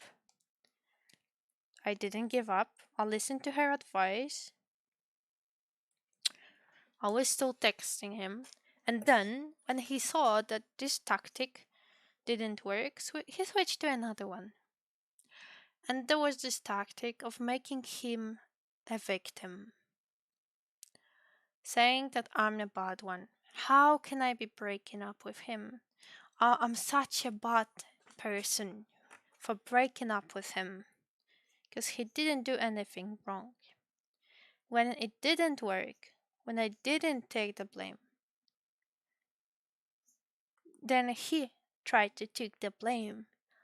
Like, he changed his attitude completely for another way of manipulation. He was blaming himself, saying he's the worst, he's sorry, he can change. Well, I had many talks with him. He would always say that he will change, but he never did.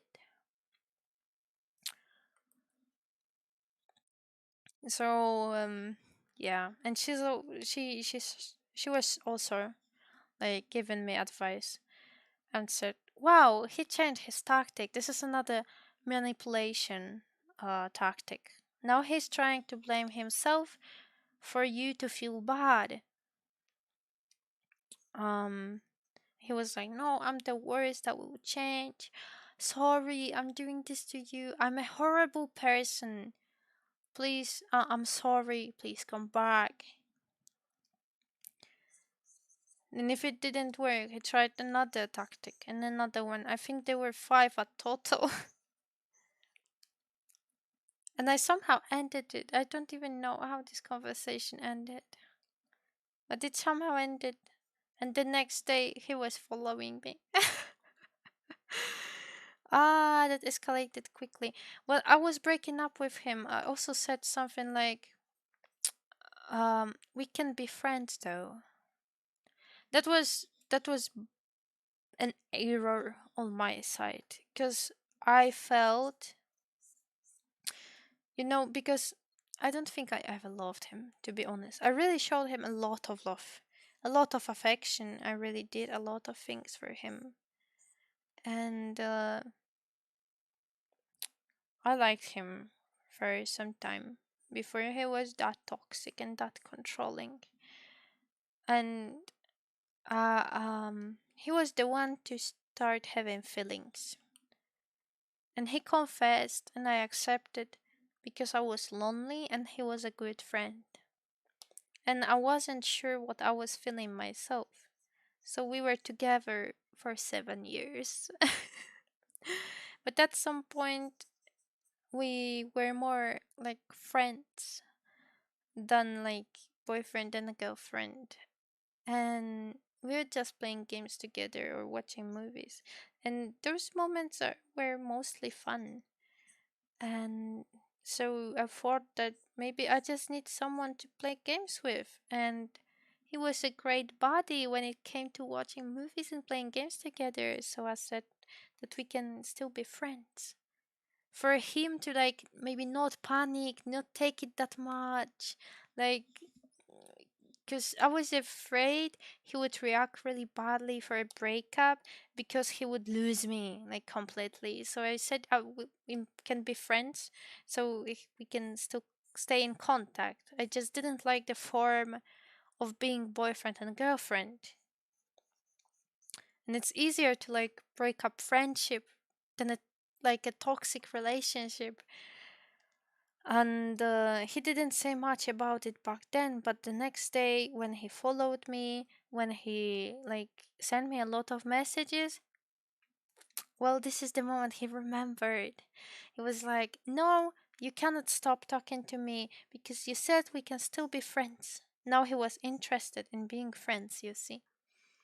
And I said, "No, you broke my trust by following me, by saying you are not following me," because he did not admit. He said that I don't understand, that this is a different situation. He was not stalking me. I said, "Okay, then explain." And he couldn't. He couldn't explain himself. So I guess he was following me, right?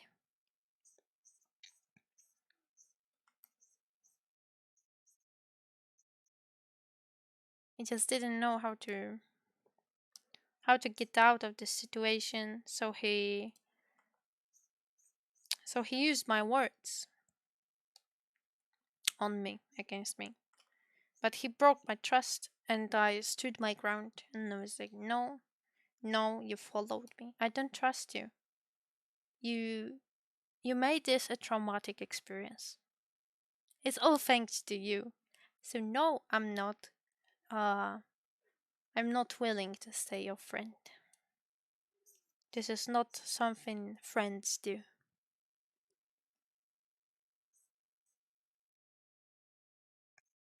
If they say that kind of thing will never change. They don't recognize their wrongs anyway. Yes, exactly. Exactly. I really when it was getting bad, like the whole relationship, I was really trying to do something about it. I gave him quite a lot of chances. Gave him a lot of chances for him to change, to adjust a little bit.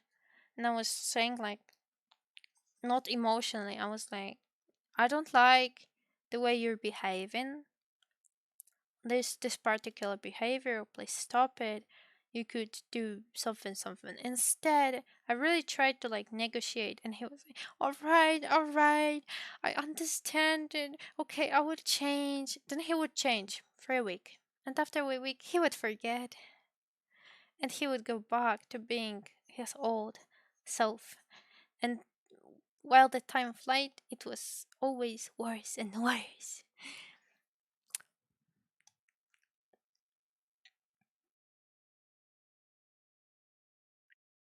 So yeah, there was a moment when you gotta stop giving chances.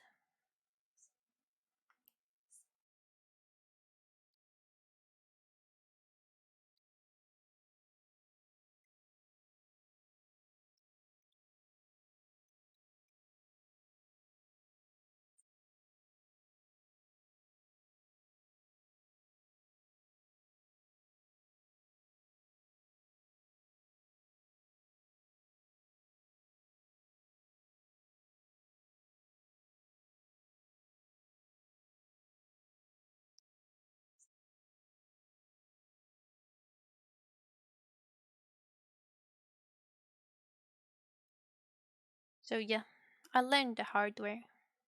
It was my only breakup, and he was my first boyfriend. Now I've got another boyfriend, a very loving one, and I feel safe with him. And if we've got a problem, we really do talk about it and we work through it.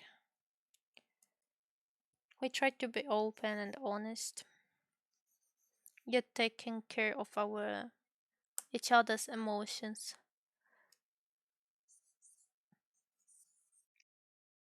So I guess we're making a great team. And we also knew each other for longer than I knew my boyfriend when he started to be my boyfriend. Like when I got into the past relationship, we were also very young. We were in middle school back then, and we knew each other from the internet. After 3 week months of knowing each other through the internet, we met each other in real life with our parents because we were so young. We were basically kids. And like 1 month or 2 months after the first meeting, he confessed. So it was very fast. I knew him for like, I don't know, 5 months maximum. Maximum 5 months. While the current boyfriend, I knew him for 2 years before he became my boyfriend. And this time I was the one to confess, by the way. Communication is key to any relationship. Exactly, exactly. I cannot agree more. Always open and honest. Yes, I always appreciated my current boyfriend when he wasn't my boyfriend. I always appreciated his honest opinion.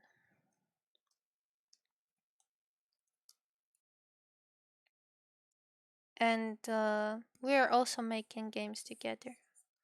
with this one female friend that helped me break up with my previous boyfriend. We were all in a like a group of friends, and there were times when we were making things together. Cause like I do art, and my boyfriend he he takes care of programming, like in general. So there were the times when we worked together, sat together, did things together, worked on the game, and I always thought we are a great team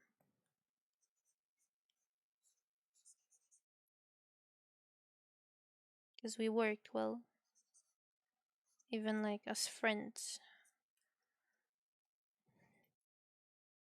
So it was like a green nice flag for me, and definitely an advantage. I also really appreciated his honesty. I really appreciated his jokes. Well, he has weird jokes, to be honest. Sometimes. Sometimes they are quite weird. But I really like them. He always makes me smile. And when I'm sad, he comes by and he makes me laugh in such a stupid way. He just he comes by and does something stupid. Like absolutely stupid. He just says something without any sense. And it makes me laugh and I cannot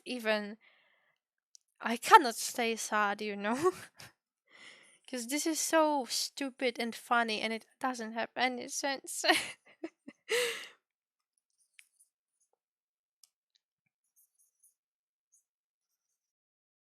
Well, my previous boyfriend, he would usually just bring me down.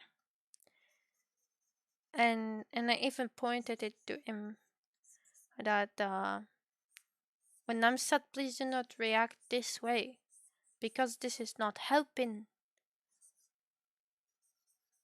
And he was like, oh, okay, alright. He tried to convince me he knows what I'm feeling, but he didn't know what I was feeling at all. Yeah, he treats me more than right. He's really caring.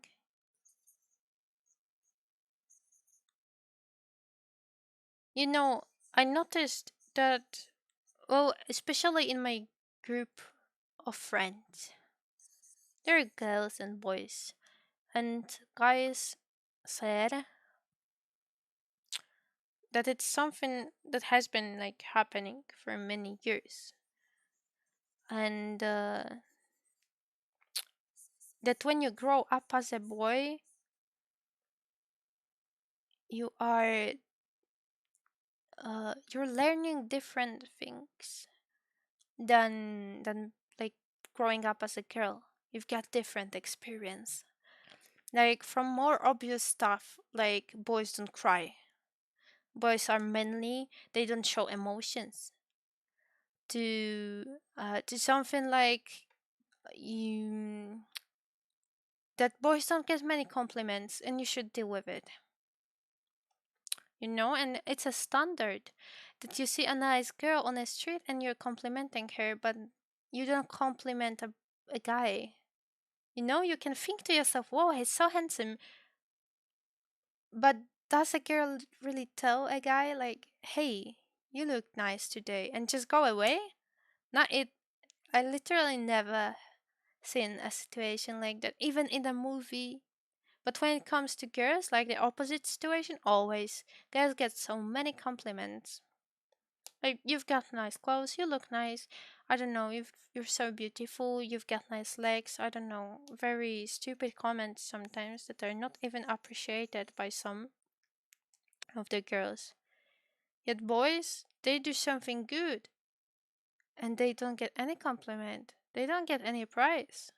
I mean, it really depends on the family as well. But like speaking very generally. And I also noticed that my boyfriend might have a little bit of low self-esteem. I mean, I don't think he ever said it openly.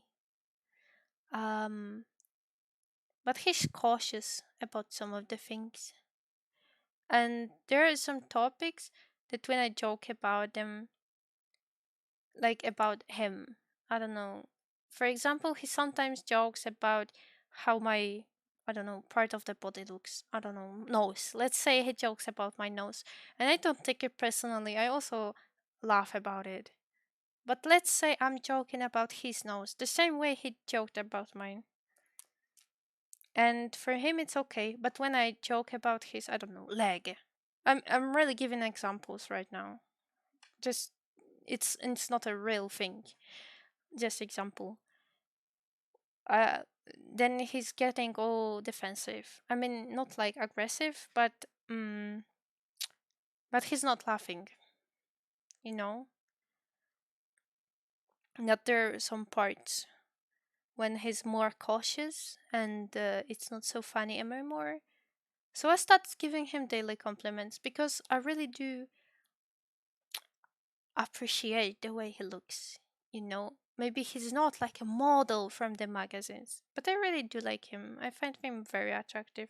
So there are so many moments during the day when I just look at him and like, oh, he looks so nice.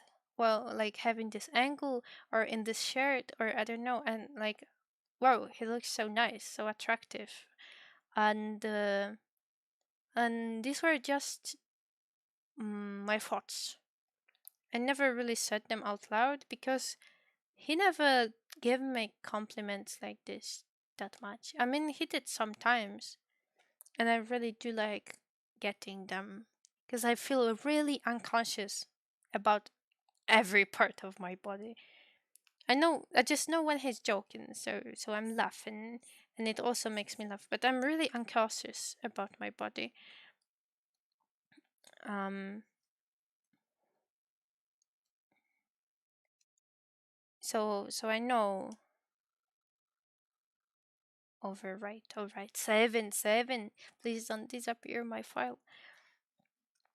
And so I thought to myself, if he gives me compliments and I myself would like to receive more compliments like that, then maybe I should compliment him more as well. Because I always thought that he doesn't appreciate those compliments that much.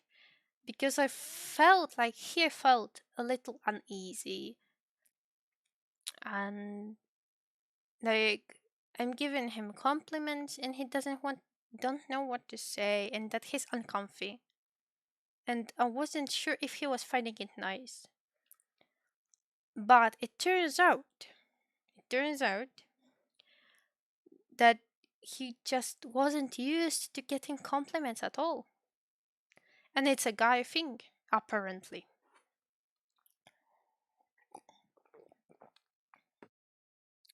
That you don't get compliments, so you don't know how to react. But today, I talked with him about it today because I made a compliment like that. And he said he really appreciates it. And if I want to do it more, then he will appreciate it as well. And that that it gives him more like self-worth. So you will see I will compliment everything about them because he deserves it. He deserves the word. So you guys give compliments to people you appreciate, even about stupid things. Give them compliments.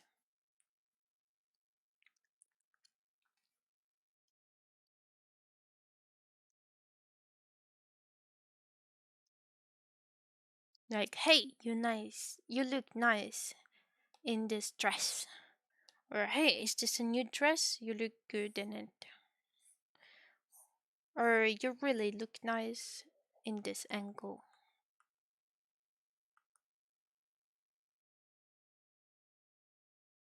Because I really got this thing with my boyfriend that I do like how he looks, but there are these angles of his face that that it looks so nice, so nice.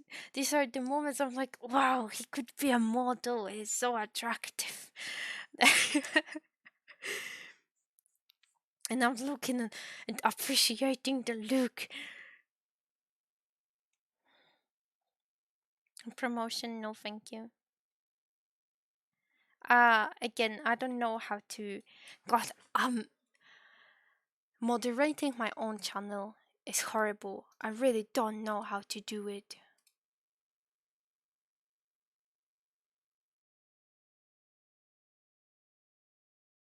How to delete a message? Tell me.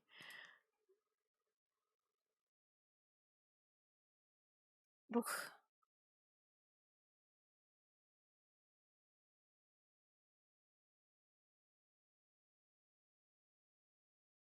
No, I guess. Uh, how to delete the message? I literally don't see a button. Okay, well, nice. Now I clicked something else. How do I? Unpin, unpin. Yeah, I don't understand why is there no button like next to the message. Why is there no button which I can click and like delete a message? Why? Why is there pinning, replying, but not delete? This is so stupid. I can only ban this person or time out this person, but I cannot delete it. Where is this option? Where?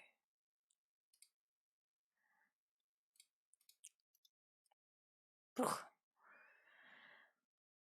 But yeah, you guys just move the chat up. Move it up. Because I can't do anything. Yes, we must show kindness to everyone. Yes, exactly. I mean, I don't really like showing kindness to random people on the street because you don't know if this person would appreciate it. I personally would feel very weird. I don't know. I don't like people that like talk to me.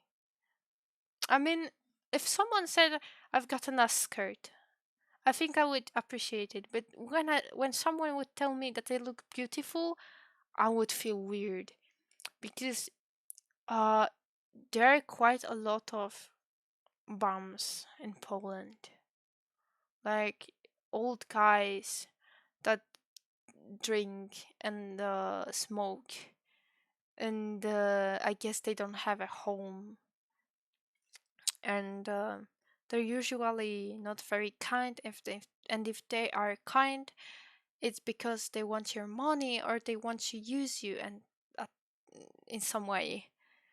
And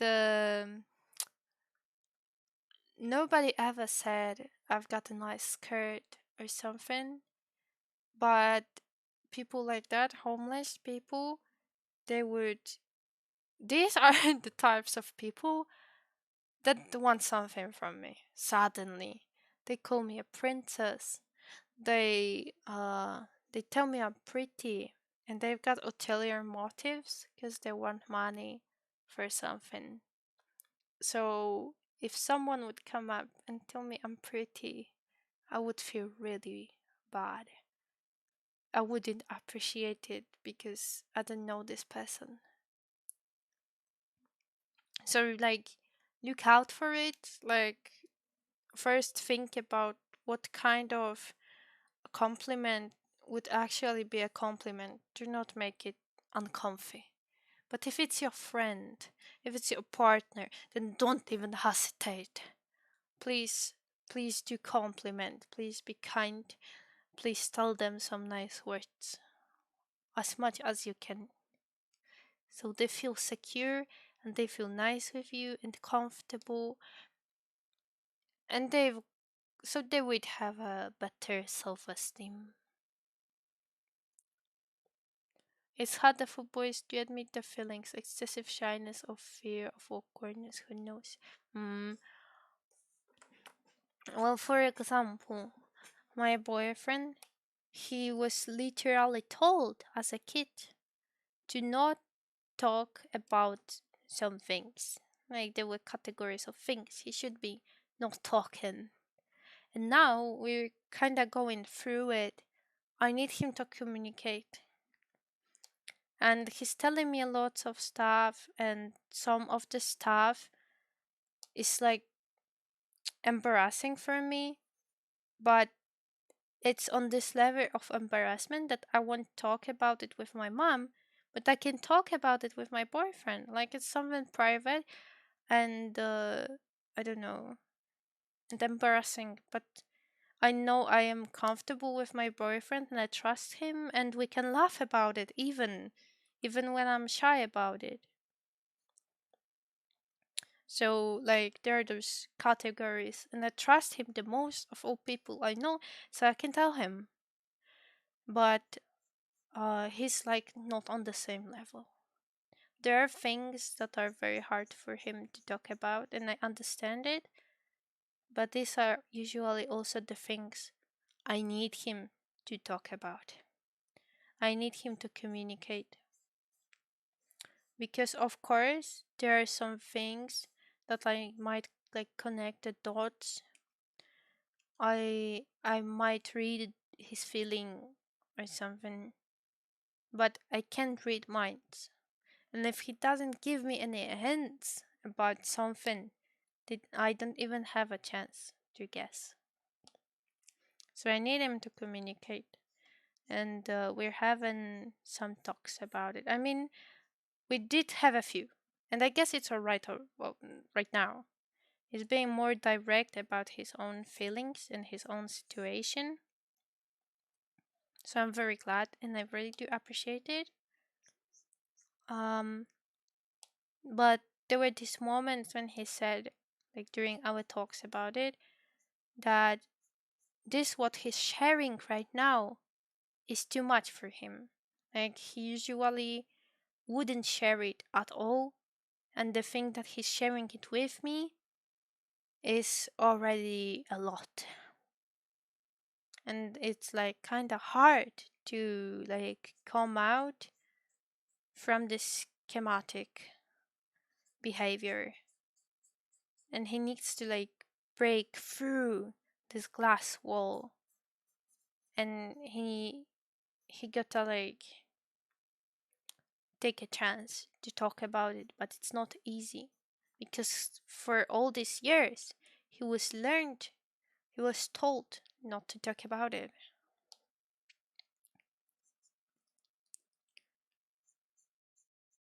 While his older brother is is a little different, and he has a very different experience with their mother, because between my boyfriend and his older brother there are 7 years of difference. So like it's a huge difference in age. So for example, my boyfriend, he has a nice relationship with his mother, but his brother doesn't really have such a good relationship with his mother. Because from what I heard, I don't know from first hand, and I don't know any specific examples, but I heard that like his mother, when she was raising the older brother, she she was behaving weirdly in some ways, and her behavior wasn't very nice. So that's why my boyfriend's brother doesn't really like her that much now. And while she was raising the second kid, which is my boyfriend, and then his sister, which is just 1 year younger, so it's not a huge difference, she behaved in a different way. I guess she changed a lot over years and they have different experience. And my boyfriend's brother, it's easier for him to communicate his feelings. He doesn't keep it to himself that much. I mean, he, he can openly talk about them, but like he probably wouldn't like cry next to you. But he would tell you at least that he's sad. And like he would be at least verbally open about it.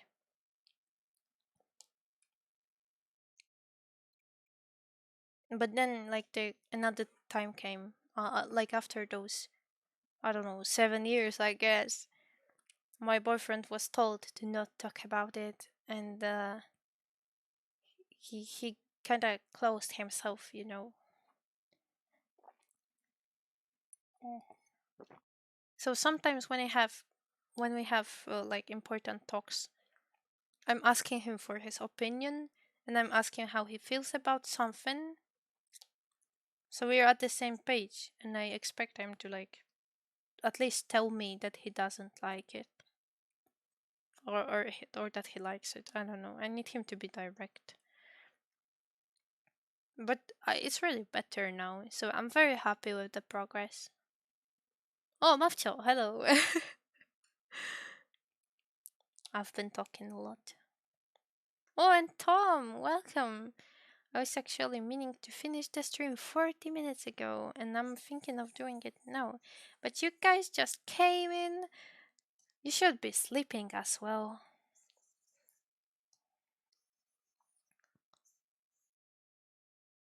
I think we all gotta wake up tomorrow morning.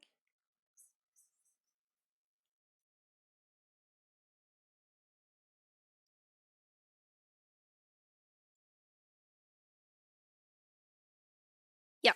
So let's not stay up for too late, for too long. Okay. Here's the drawing. This is what we did. We did quite a lot. We've got the pumpkin, some parts of the legs, some parts of the cloth, and the scarf. So we did quite a lot. Sleep, I know not of such concept. It's very nice hearing your experiences. Oh, thank you. I hope you don't feel bad about them. I'm awake during the nights and sleepy today. I know it. I know it. I'm like this as well, but ah, but I'm thinking, there's like there's my need to stay awake and sleep during the day, but there's my mind, this little snail in my ear is telling me it's a pretty smart snail, and he's telling me, hey, you should go to sleep because you're waking up early and you don't want to fall asleep in your friend's house. You gotta stay awake, so you better go to sleep. Looks so good. Ah, thank you. Sharing setbacks and exchanging experiences is always enriching. I also consider it rather enriching. So I also like hearing you your stories. If you guys have a similar story, and I would be talking about something, I don't know, my toxic ex-boyfriend, or my very not supportive father, or I don't know, or and like maybe improving relationship. If I were to talk about any of those more complicated topics, feel free to comment, to agree with me or disagree with me, or tell your own story. I don't really mind you interrupting. Please do interrupt. They used to walk around during the day too, but then there was the bite of 87. What?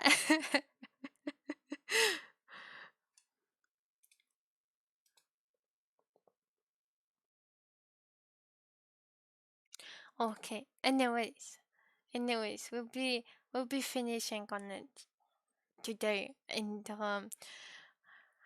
I gotta be assertive, like with my ex-boyfriend, and I gotta set it straight that we're finishing now. I'm very glad many people came over and stay with me. Oh, thank you already had that.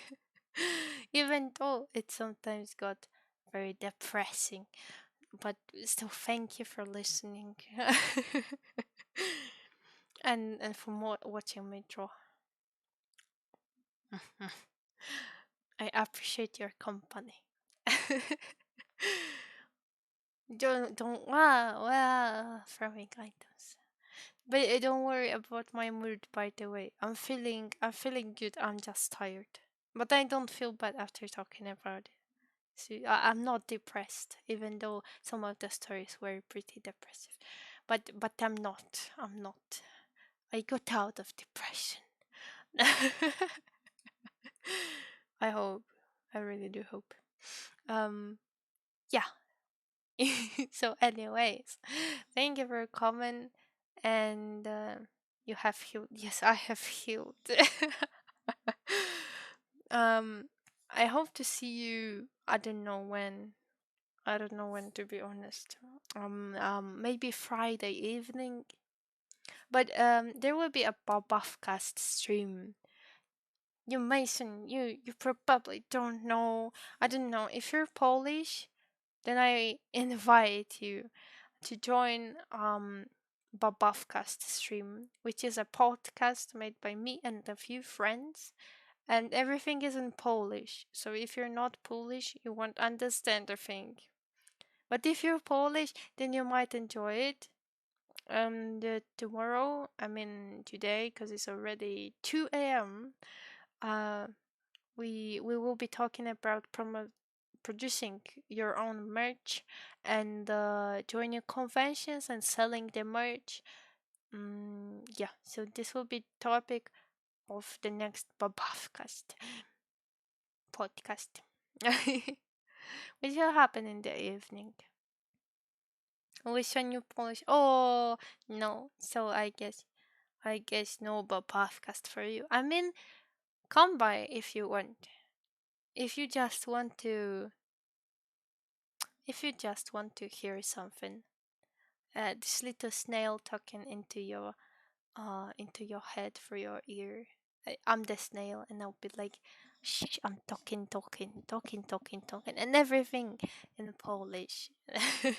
If you just want to listen to someone, then feel free to come by. But everything, as I said, will be in Polish, so I can't guarantee you will understand it.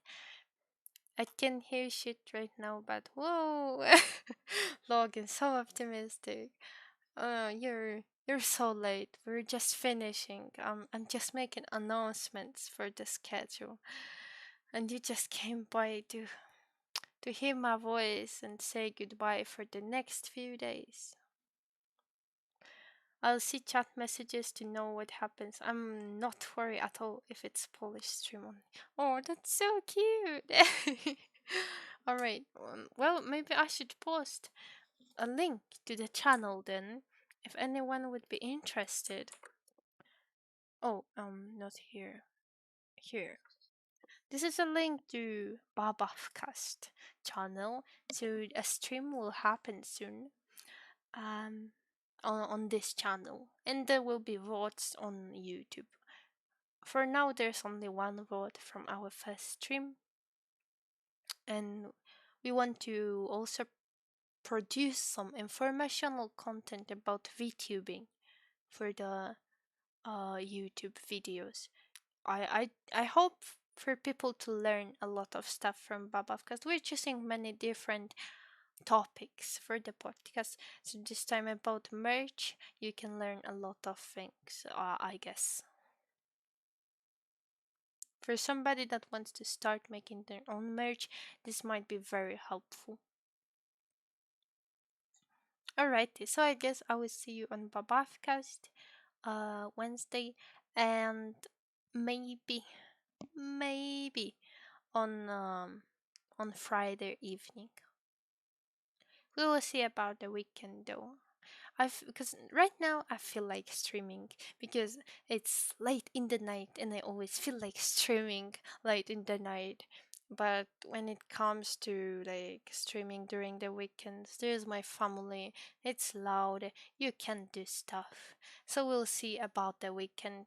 I usually don't stream during the weekend because I'm too tired from interacting with people.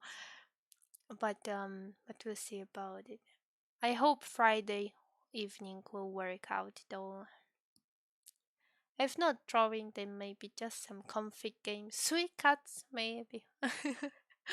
Alright, anyway, that's all. That's all. That's all for today. Have fun. Have a good night or day. Eat something nice. and sweet dreams. Thank you for commenting. Good night, Dee. I'll be resting well. I hope. I hope no nightmares. Good night. Good night.